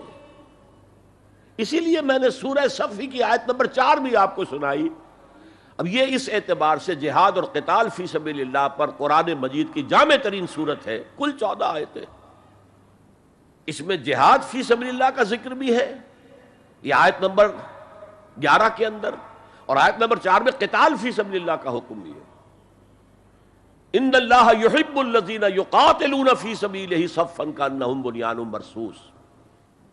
اللہ کو محبوب تو وہ بندے ہیں اس کے جو اس کی راہ میں جنگ کرتے ہیں صفیں باندھ کر گویا کہ سیسا پلائی ہوئی دیوار ہے. قتال فی سبیل اللہ، جہاد فی سبیل اللہ، دو اصطلاحات ہیں، ان کا مفہوم بالکل ایک تو نہیں ہو سکتا. ہمارے ہاں ان دونوں کو مترادف قرار دے دیا. اس کے نتائج کیا نکلے؟ قتال ہر وقت تو ہوتا ہی نہیں، لہذا جہاد ثانوی شے ہو گیا، اس کی اہمیت ہی نہیں رہی. وہ جو بیک برنر کی جگہ ہوتی ہے وہاں رکھ دیا گیا. بعض لوگوں نے ایک اور غلطی کی اس کے برعکس، جہاد کی اہمیت کے پیش نظر انہوں نے اسے ارکان اسلام میں داخل کر دیا. یہ بہت بڑی جسارت ہے، اس لیے کہ متفق علیہ حدیث حضرت عبداللہ ابن عمر سے میں سنا چکا ہوں 5 ارکان اسلام کے، اور حدیث جبرائیل میں اسلام کی ڈیفینیشن وہی 5 چیزیں. چھٹی چیز داخل کرنے کا کسی کو حق نہیں. ارکان اسلام میں جہاد فی سبیل اللہ شامل نہیں، ارکان ایمان میں شامل ہے. There can be no ایمان without جہاد فی سبیل اللہ, and there can be no salvation. نجات کا کوئی امکان نہیں ہے اگر جہاد فی سبیل اللہ نہیں. ہم نے مترادف بنا کر ایک طرف تو سیکنڈری حیثیت دے دی اس کو, اور اس سے ستم بالائے ستم مسلمان جنگ کرے وہ جہاد فی سبیل اللہ ہے. مسلمان بادشاہ ہے, زانی ہے, شرابی ہے, بدماش ہے, عیاش ہے, اور وہ صرف کسی اپنے پڑوسی غیر مسلم ملک پر حملہ کر رہا ہے تاکہ اس کی ریونیوز بڑھ جائیں, اس کی آمدنی بڑھ جائے, اس کی عیاشیوں کا میں اضافہ ہو جائے, وہ اور زیادہ بڑے محل بنائے, تو اس کی جنگ جہاد فی سبیل اللہ ہوگی. ہم نے بدنام کیا جہاد فی سبیل اللہ. اب غیر مسلم تو یہ سب کچھ دیکھتے ہیں, یہ جہاد کسے کہتے ہیں, اسی کے اعتبار سے پھر مفہوم ان کے سامنے آتا. یہ مغالطہ ہم نے ڈالا, اس کے نتائج آج ہم بھگت رہے ہیں. اب سمجھیے مثبت طور پر جہاد فی سبیل اللہ ہے کیا, اس کے مراحل کیا ہیں. ایک 9 سٹوریڈ بلڈنگ کا آپ تصور کریں گے جس کی اس نویں منزل پر جا کر قتال آئے گا، اس سے پہلے نہیں. لیکن اس سے بھی پہلے لفظی معنی کیا ہے جہاد کے؟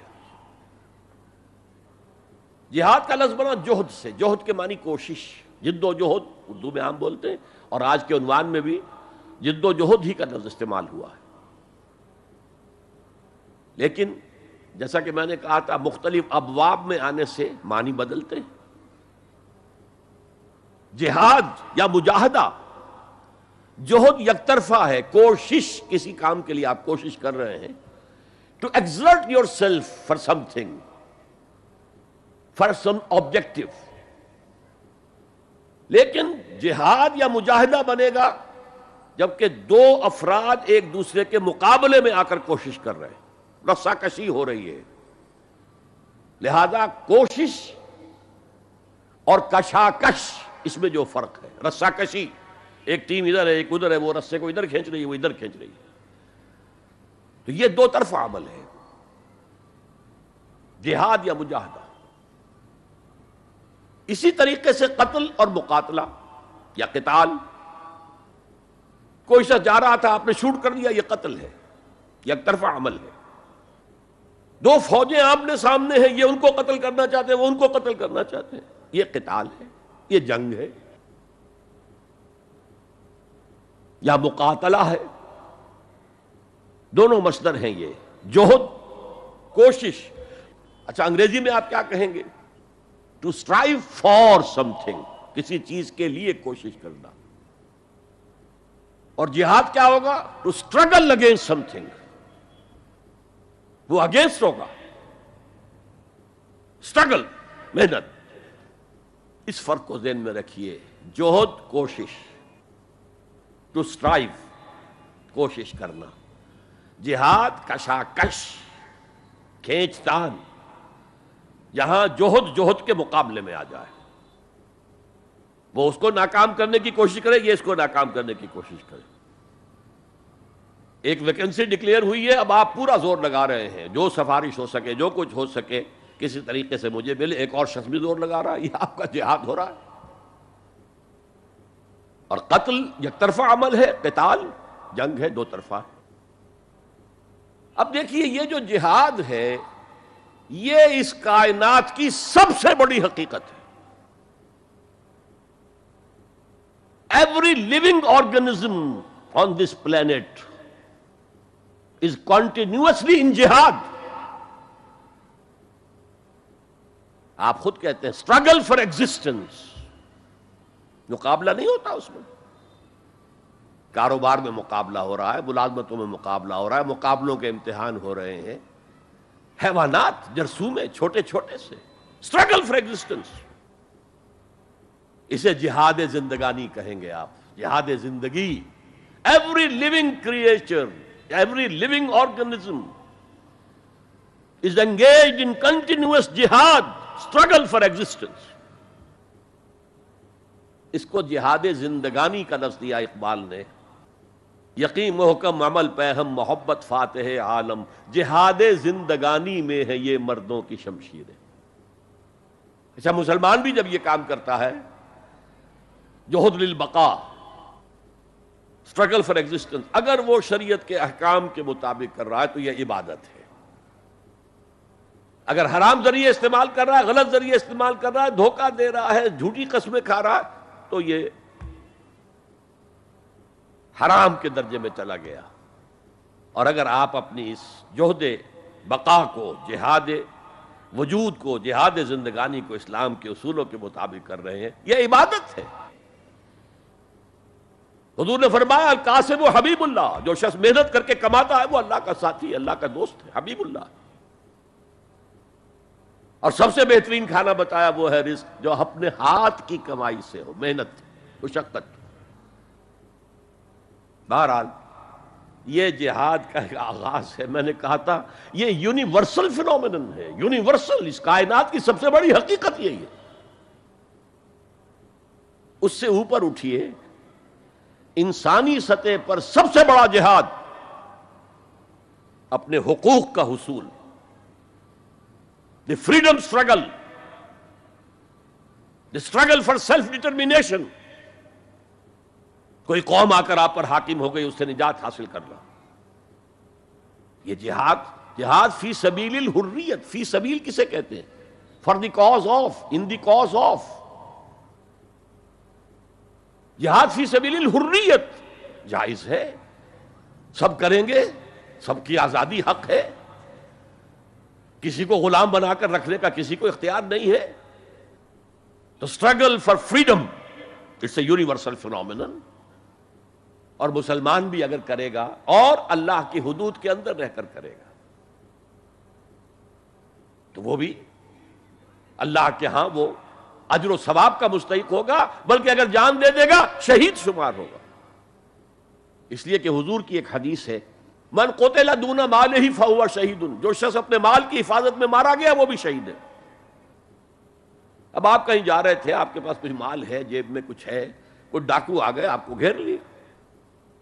اب آپ کے پاس دو راستے، ایک تو آپ کہے لو بھائی جو کچھ ہے یہ حاضر ہے، لے لو، میری جان بخشی کرو، اور ایک یہ کہ آپ ڈٹ جائیں.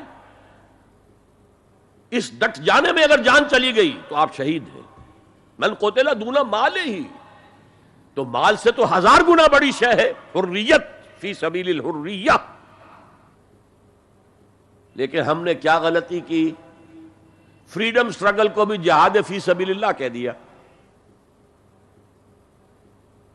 بہت بڑی غلطی، جس کا سب سے بڑا مظہر میں آپ کو بتاتا ہوں. یہ مڈ 50s کی بات ہے.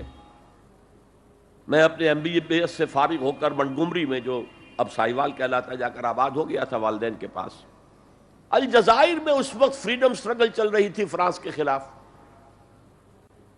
تو اس کے لیے کچھ فنڈز حاصل کرنے کے لیے ایک وفد آیا پاکستان کے دورے پر. ایک تو کرنل صاحب تھے، کرنل عودہ، وہ تو داڑھی مونچھ صاف تھے جیسے ہوتے ہیں عام طور پر فوجی. لیکن ایک بہت بڑے عالم دین علامہ بشیر الابراہیمی الجزائری، بہت مشہور، بہت بڑے عالم، وہ بھی ساتھ تھے. انہوں نے جو تقریر کی عربی میں، جہاد فی سبیل اللہ، جہاد فی سبیل اللہ.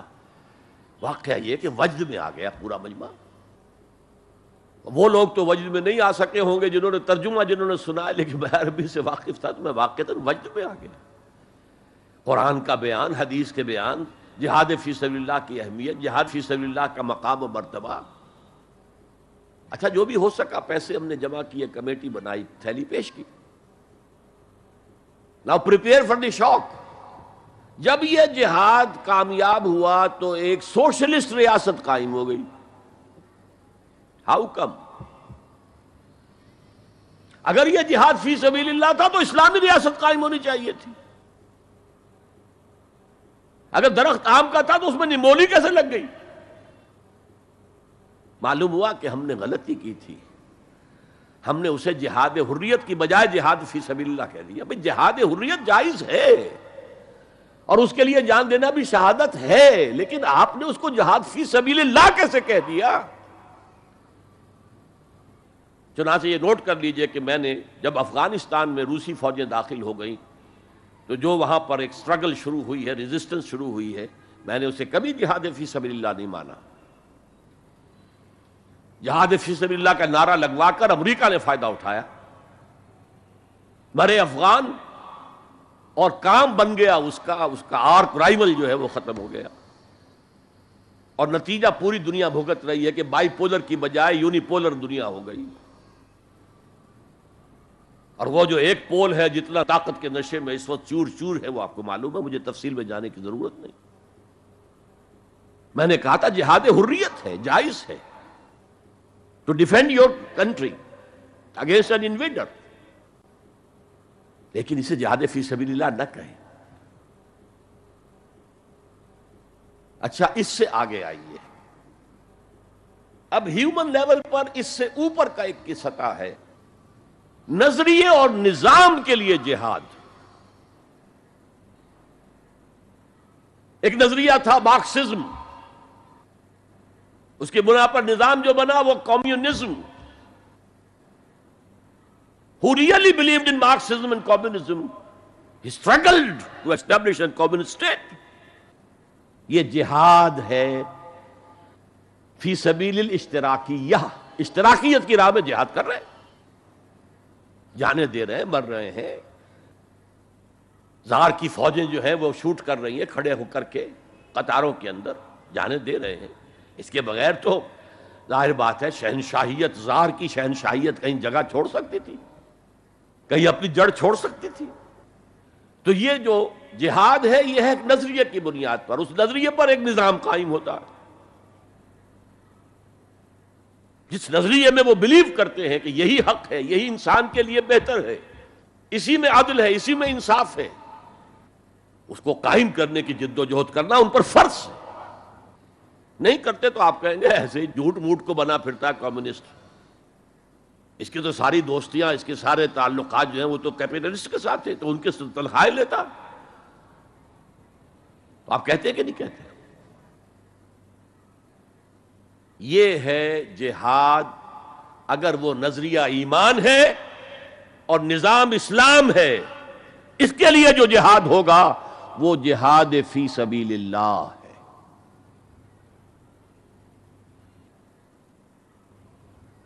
کسی اور مقصد کے لیے یہ جہاد کو آپ جہاد فی سبیل اللہ نہیں کہہ سکتے۔ آپ ڈیموکریسی کے قیام کے لیے کسی بادشاہت کو ختم کر کے ڈیموکریسی کا نظام قائم کرنا چاہتے ہیں، جہاد ہے، جہاد فی سبیل الدیمقراطیہ، جہاد for the cause of democracy, جہاد فار دی کاز آف اشتراکیت۔ اسی معنی میں قرآن مشرکین مکہ کو بھی مجاہد قرار دیتا تھا، وہ تھے مجاہدین فی سبیل الشرک، جانے نہیں دے رہے تھے، کیا قربانیاں نہیں دے رہے تھے؟ وہ اپنے عقیدے کے لیے، اپنے نظریے کے لیے، اپنے نظام کے لیے جانے دے رہے تھے۔ تو یہ ہے جہاد نظریے اور نظام کے لیے۔ پھر میں تیسری مرتبہ دوہرا رہا ہوں، اگر وہ نظریہ ایمان ہے اور نظام اسلام کا ہے، قائم کرنا پیش نظر ہے، تو وہ ہے جہاد فی سبیل اللہ۔ اب اس کے 3 لیولز ہیں، اور ہر لیول پر 3 سب لیولز ہیں۔ سب سے پہلا جہاد فی سبیل اللہ کا مرحلہ ہے کہ ایمان دل میں آ گیا تو ایک کشاکش اندر شروع ہو جائے گی۔ میں اگر فرائیڈ کی اصطلاح استعمال کروں تو ایگو اور اڈ یا لبیڈو میں تصادم ہوگا۔ آپ کے نفس کی خواہش کچھ اور ہے، ایمان کہتا ہے غلط، کشاکش ہوگی کہ نہیں؟ یہ اندرونی جہاد ہے اپنے نفس کے خلاف۔ جیسے فرعون نے کہا تھا الیس لی ملک مصر وہذہ الانہار تجری من تحتی، کیا میں بادشاہ نہیں ہوں مصر کا؟ مصر کی حکومت میری نہیں ہے؟ اور کیا یہ ساری نہریں جو ہیں میرے نظام کے تحت نہیں چل رہی؟ اسی طرح برا نہ مانیے، ہمارا نفس کہتا ہے یہ جسم میرا ہے، میری ملکیت ہے، اٹس مائی ڈومین، میری خواہش پوری کرنی ہوگی۔ جیسے اس نے کہا میں نہیں جانتا کوئی خدا ہے میرے سوا اور میرے اوپر، میں نہیں مانتا، نفس بھی کہتا میں نہیں ماننے کو تیار، کیا حلال ہے کیا حرام ہے، کیا جائز ہے کیا ناجائز، میری خواہش پوری کرو۔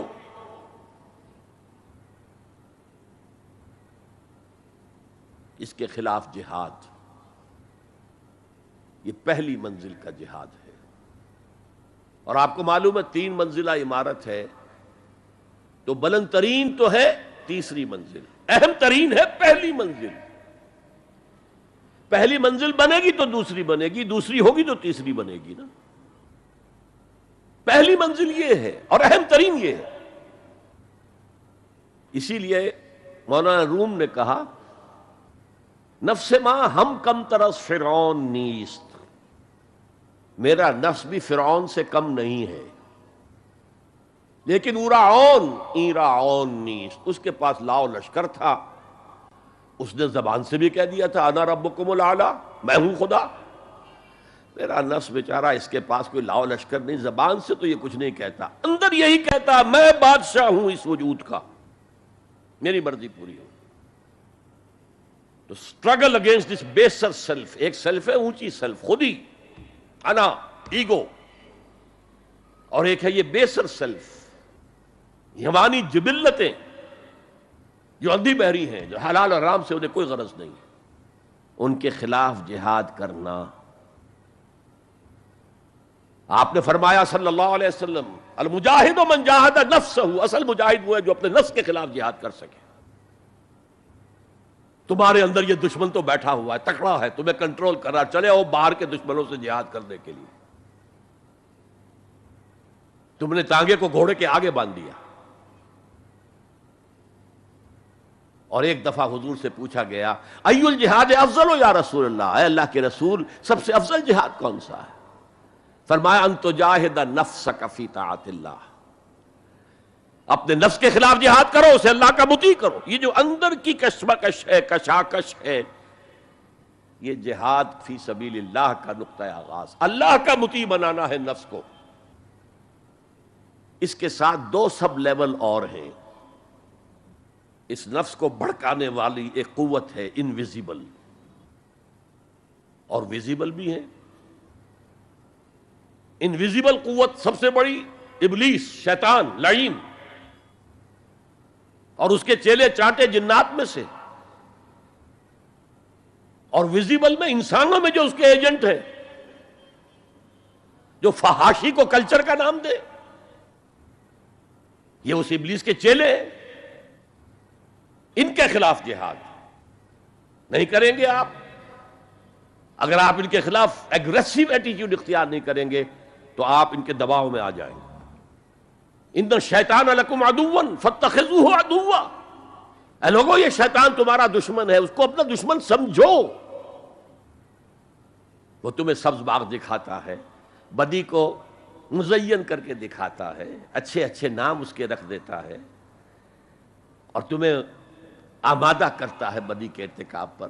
نہیں، وہ تمہارا دشمن ہے۔ افتتخذونہ وذریتہ اولیاء من دونی، تم مجھے چھوڑ کر اسے اور اس کے چیلے چانٹوں کو تم اپنا دوست بناتے ہو۔ نہیں، شیطان کے خلاف جنگ کرو۔ اور تیسرا اس پر سب لیول کیا ہے؟ معاشرہ اگر بگڑا ہوا ہے، اس کا عمومی رجحان برائی کی طرف ہے، تو سوشل پریشرز آپ کو ادھر دھکیلتے ہیں۔ جیسے کہ اگر کوئی موب جا رہا ہے تو اس کے ساتھ چلنا تو بہت آسان ہے، وہ خود ہی آپ کو دھکیلتا ہوا لے جائے گا۔ اس کے خلاف چلنا بہت مشکل کام۔ ہو سکتا ہے آپ بڑی زور لگا کے 4 قدم آگے بڑھیں، پھر کوئی ریلا آئے 10 قدم پیچھے لے جائے۔ تب دو ہی راستے ہیں، زمانہ بات و سازت تو بعد زمانہ بے ساز، یا تو پیسو معاملہ ہے، زمانہ تمہارے ساتھ سازگاری نہیں کرتا، چھوڑو تم زمانے کے ساتھ سازگاری اختیار کر لو، چلو تم ادھر کو ہوا ہو جدھر کی۔ ایک یہ ہے کہ نہیں، زمانہ بات و سازت تو بعد زمانہ ستیس، زمانہ اگر تمہارے ساتھ سازگاری نہیں کر رہا تو زمانے سے جنگ کرو، لڑو، ریزسٹ کرو۔ تو 3 جہاد ہو گئے فرسٹ لیول کے، 3 سب لیولز۔ نفس امارہ، اڈ، لیبیڈو، نفس حیوانی کے خلاف جہاد، اس کو بھڑکانے والے، وسوسہ اندازی کرنے والے، اس میں پھونکے مارنے والے، شیطان اور اس کی ذریت مانوی اور ذریت نسلی، جنات اور انسانوں میں جو اس کے ایجنٹ ہیں، ان کے خلاف جہاد، معاشرے کے خلاف ایک اسٹرگل۔ اب یہ 3 جہاد آپ نے کر لیے، اللہ توفیق دے ہم میں سے ہر ایک کو، تو اب یہ جہاد آپ کے جسم سے باہر نکلے گا، خارج میں آئے گا۔ دوسری منزل ہے نظریاتی تصادم۔ اگر آپ نے ایمان کا نظریہ اختیار کیا ہے تو الحاد کا نظریہ رکھنے والے بھی موجود ہیں۔ آپ نے توحید کے نظریے کو اختیار کیا ہے تو مشرکانہ عقائد رکھنے والے بھی موجود ہیں۔ They are bound to resist. اس کے خلاف جہاد کرنا ہوگا، محنت کرنی ہوگی، اپنی بات کو دلائل سے ثابت کرنا ہوگا، اپنی بات کو اچھے انداز میں حسن اسلوب سے لوگوں کے دلوں تک پہنچانا ہوگا۔ ظاہر بات ہے وقت لگے گا، جان کھپے گی، اور اگر آپ انتہائی سنسیئر ہیں، یہ آپ کا ایک لائف لانگ اور ہول ٹائم جو ہے آپ کی انگیجمنٹ ہوگی. یہ اینڈ ٹائم از منی. جہاد بالمال، جہاد بالنفس، یہ ہے دعوت و تبلیغ کہہ لیں اسے، اپنے نظریات کو پھیلانا کہہ لیں. آخر مارکسسٹ نے اپنے نظریات کو پھیلایا پہلے پیور فلسفی کی سطح پر، ٹاپ انٹلیکچوئلز کو دنیا کے انہیں پوزیس کیا. اس کے بعد ادب کے ذریعے سے، ڈراموں کے ذریعے سے، شاعری کے ذریعے سے، افسانوں کے ذریعے سے وہ فکر جو تھا، طبقاتی شعور، کلاس کانشسنس کا شعور پیدا کیا.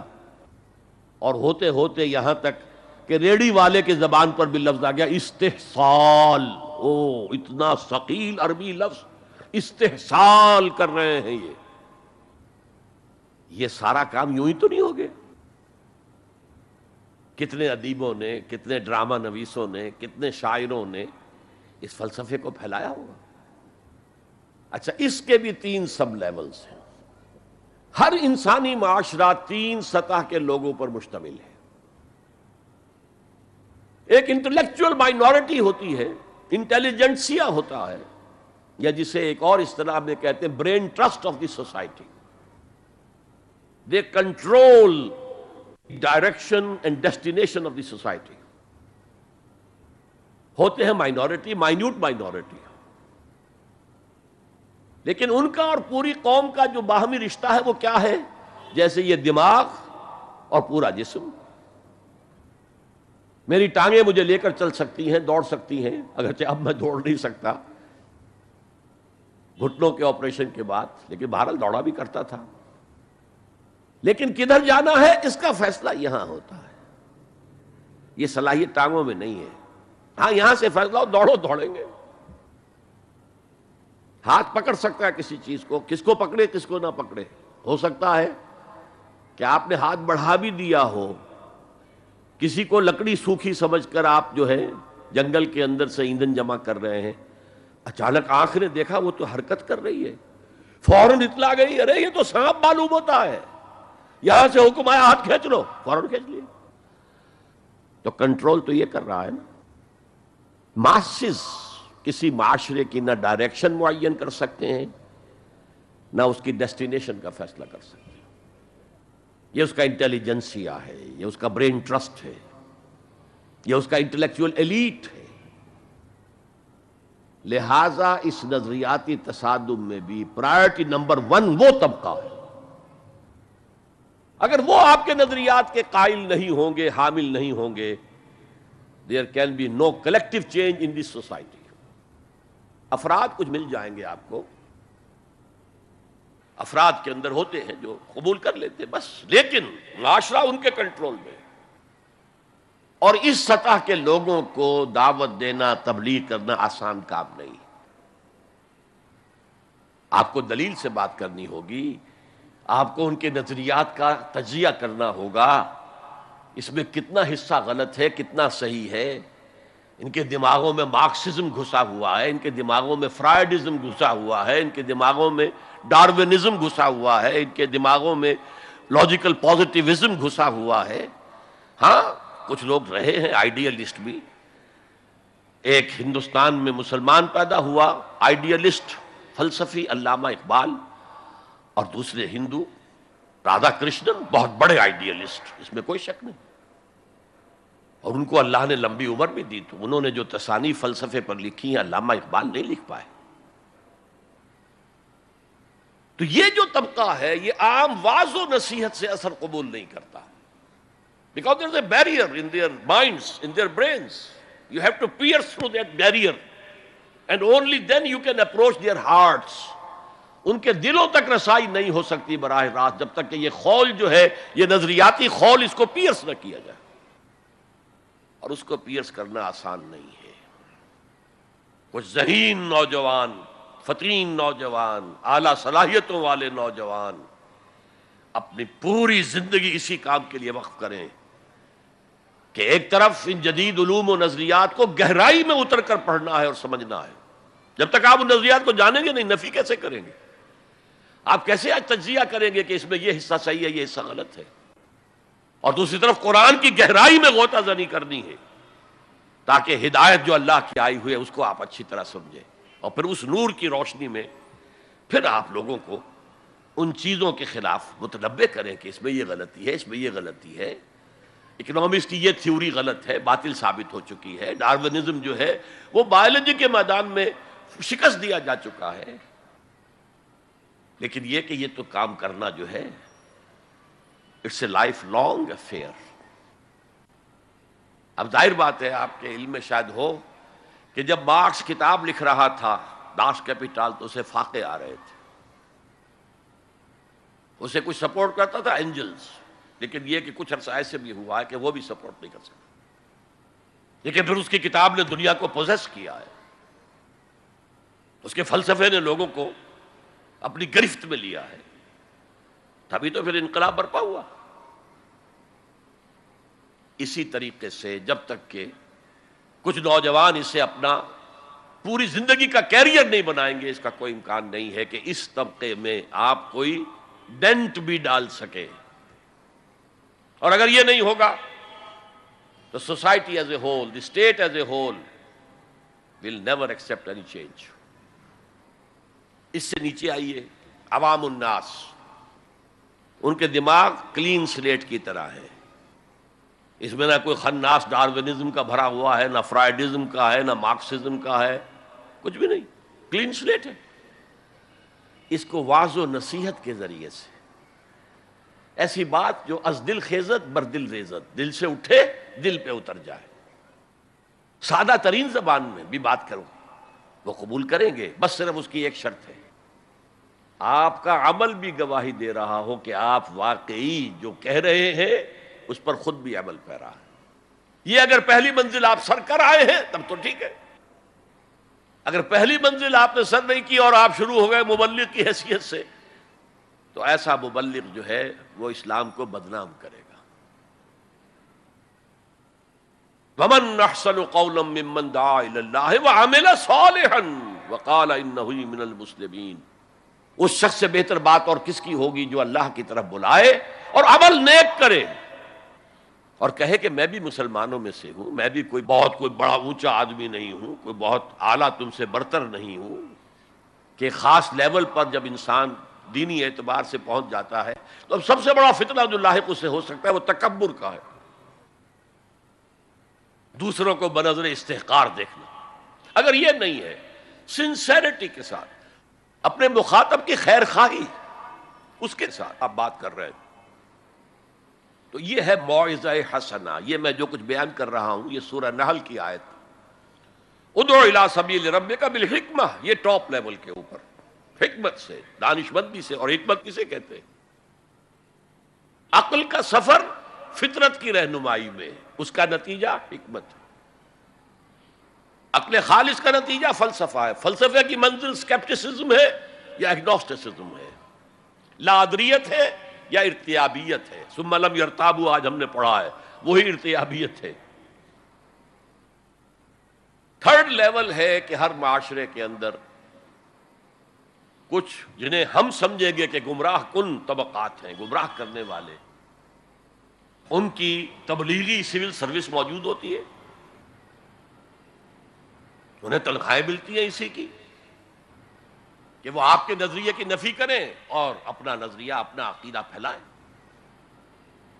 یہ لوگ ادھار کھائے بیٹھے ہوتے ہیں، یہ سمجھنے کے موڈ میں کبھی نہیں ہوتے، ان کا تو انداز مناظرانہ ہوتا ہے، بس سمجھنا سمجھانا پیش نظر نہیں ہوتا۔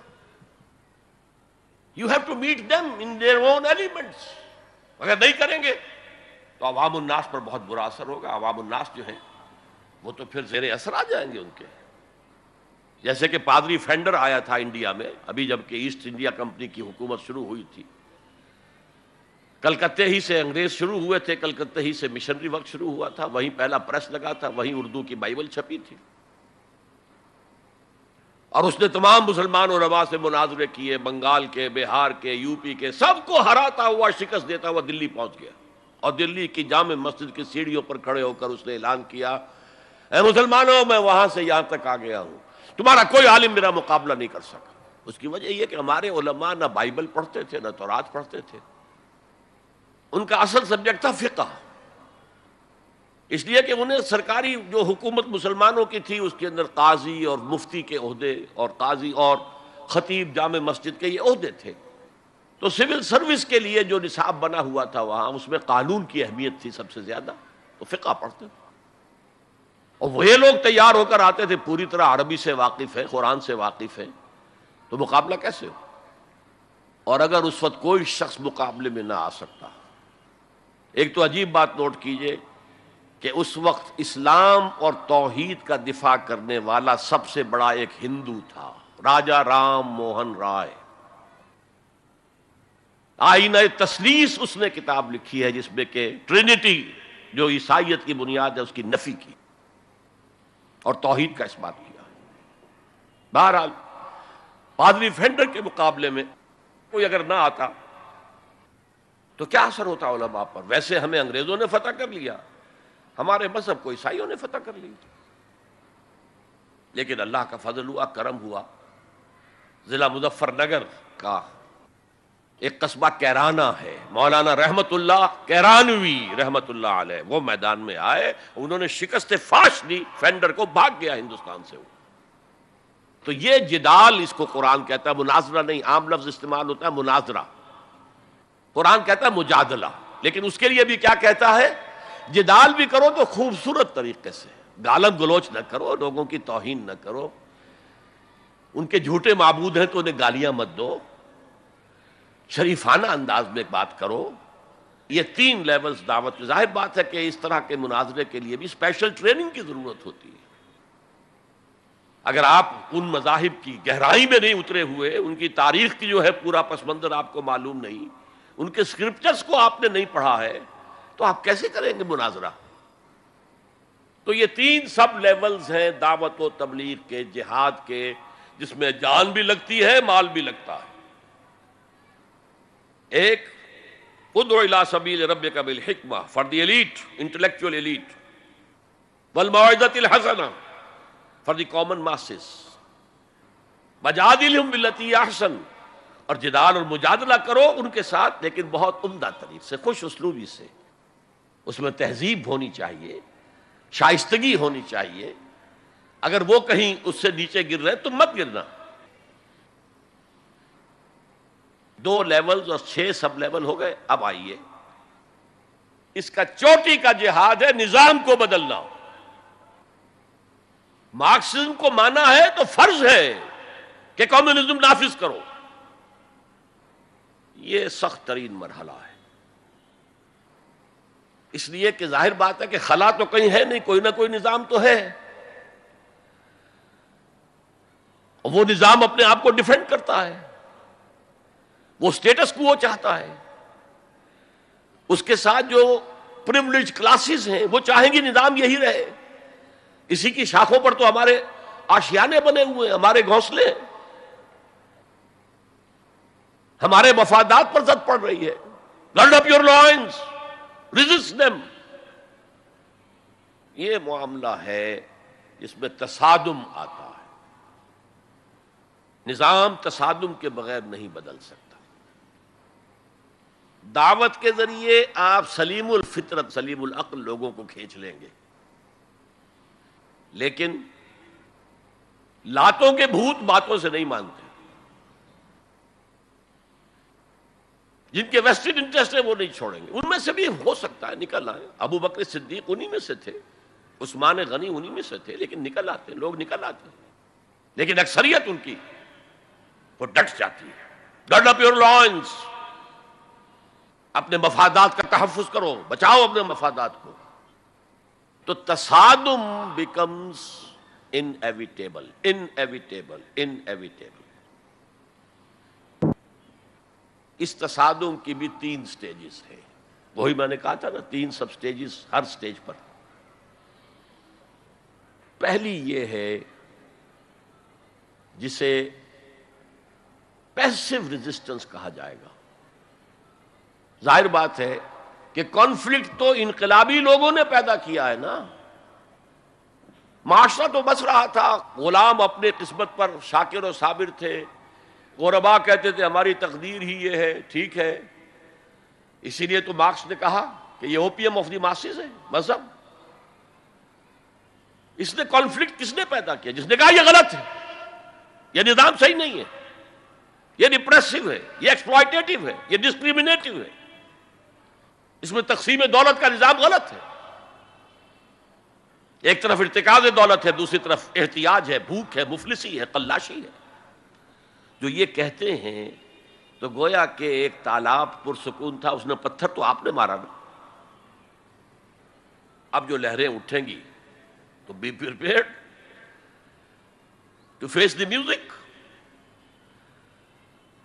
چنانچہ مارو ان کو قتل کرو، ان کو جیلوں میں ٹھونس دو، ان کو یہ کرو، ان کو وہ کرو۔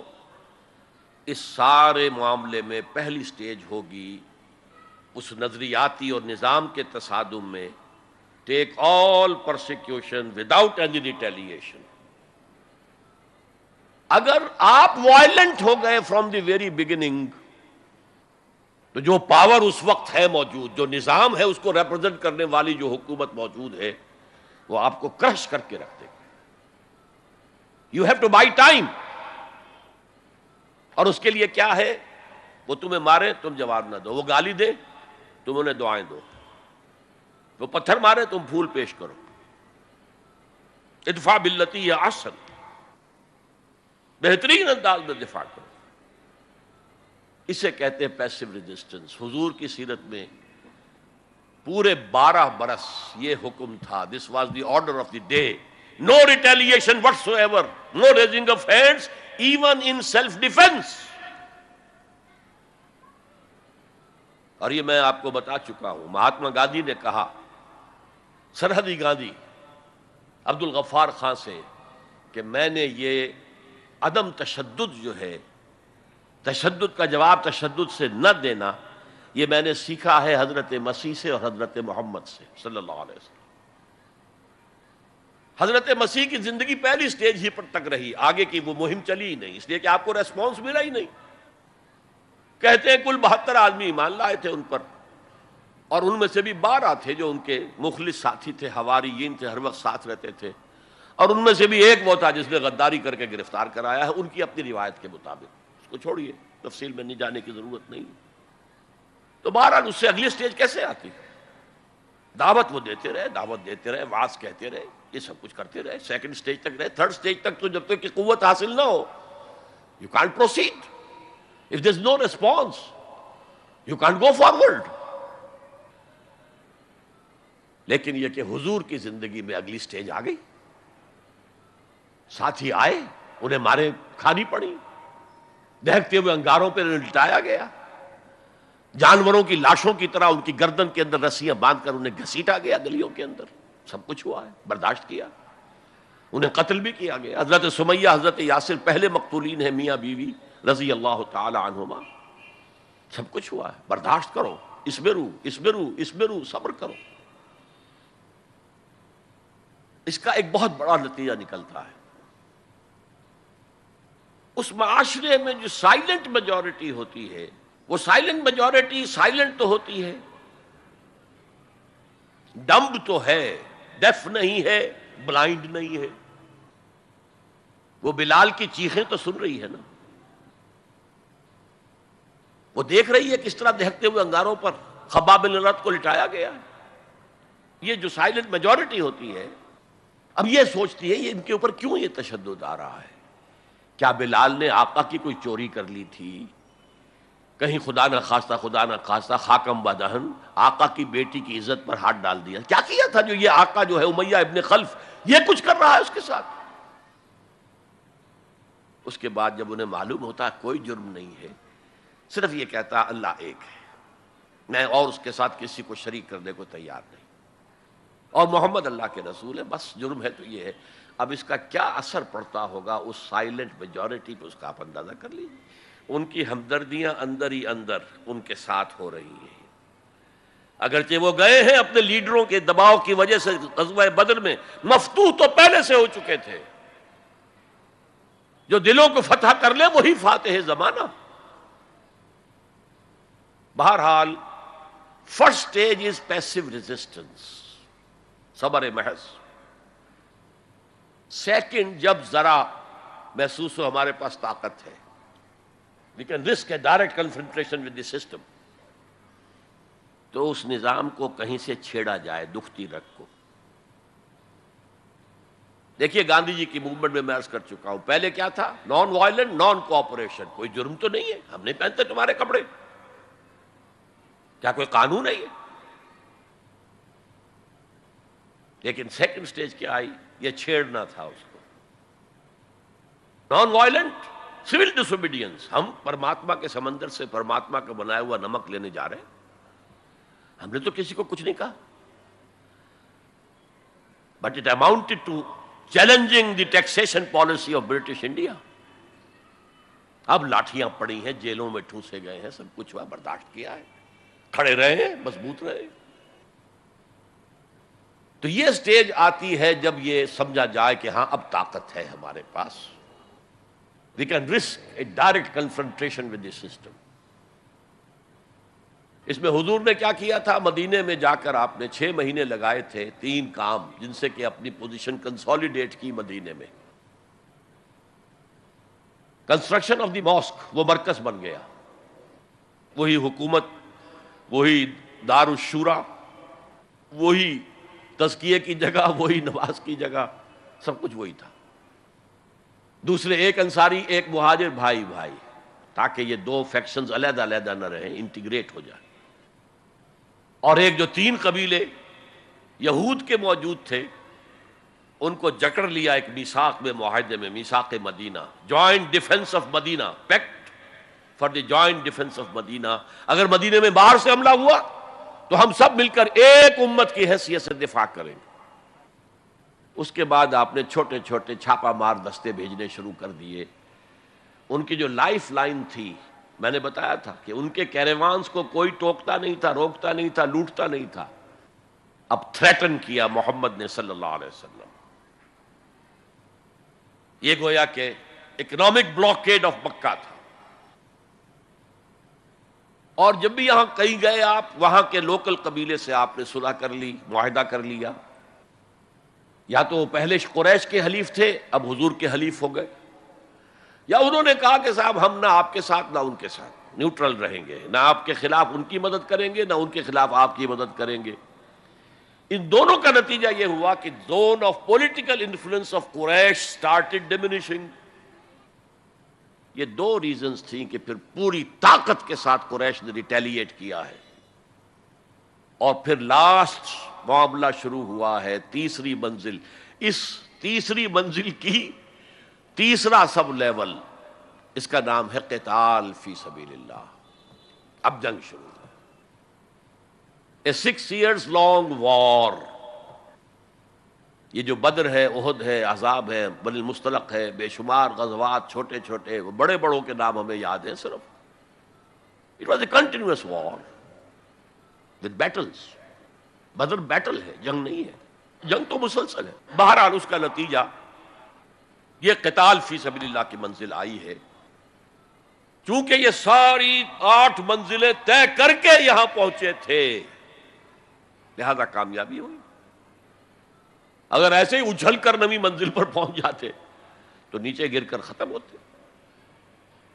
یہ ہے قتال فی سبیل اللہ، اللہ کی راہ میں قتال. بہرحال آج کے انقلاب اسلامی کے لیے پہلے 5 سٹیپ جو کہ تو رہیں گے. دعوت دی جائے گی، لوگوں کی اصلاح کی جائے گی، انہیں منظم کیا جائے گا، پھر پیسو ریزسٹنس کے دور سے گزرنا ہوگا، پھر ایکٹیو ریزسٹنس. لیکن آخری جو ہے 2 طرفہ جنگ کی بجائے ایک طرفہ جنگ. آپ یہ نہ سمجھیے گا میں ہندوستان میں تقریر کر رہا ہوں تو میں گاندھی جی کی تعریف کر رہا ہوں. یہ میری تقریریں کیسٹ پہلے سے موجود ہیں، میں نے ہمیشہ نام لیا ہے کہ آج کے دور میں اس انقلابی عمل کی آخری سٹیج کیا ہوگی. اس کے ضمن میں مہاتما گاندھی کا پروسیس درست ہے. نان وائلنٹ، نان کوآپریشن، ترک موالات، نان وائلنٹ، سول ڈس اوبیڈینس. لیکن یہ سٹیجز کب آئیں؟ جب گاندھی لیڈر بن چکے تھے. ان کا یہ کہہ دینا کافی تھا کہ بدیشی کپڑا ہم نہیں پہنیں گے اور ہم اپنا چرخہ چلائیں گے. پورے ہندوستان میں چرخے چلنے شروع ہو گئے. لیڈر تو پہلے کوئی ہونا. تو یہ اجتہاد جو ہے اس کو آج ہمیں قبول کرنا ہوگا. ہمارے لوگ کچھ دوسرے راستوں پر چلے ہیں جس کی وجہ سے دنیا کو موقع ملا ہے کہ وہ جہاد کے لفظ کو خوب اچھالیں اور بدنام کریں. حالانکہ جہاد کا یہ پروسیس سامنے ہو تو کسی سلیم الفطرت انسان، کسی سلیم العقل انسان کو اس پر اعتراض کا کوئی بھی حق حاصل نہیں ہوگا. بارک اللہ لی و لکم فی القرآن العظیم ونفعنی و ایاکم بالآیات و ذکر الحکیم.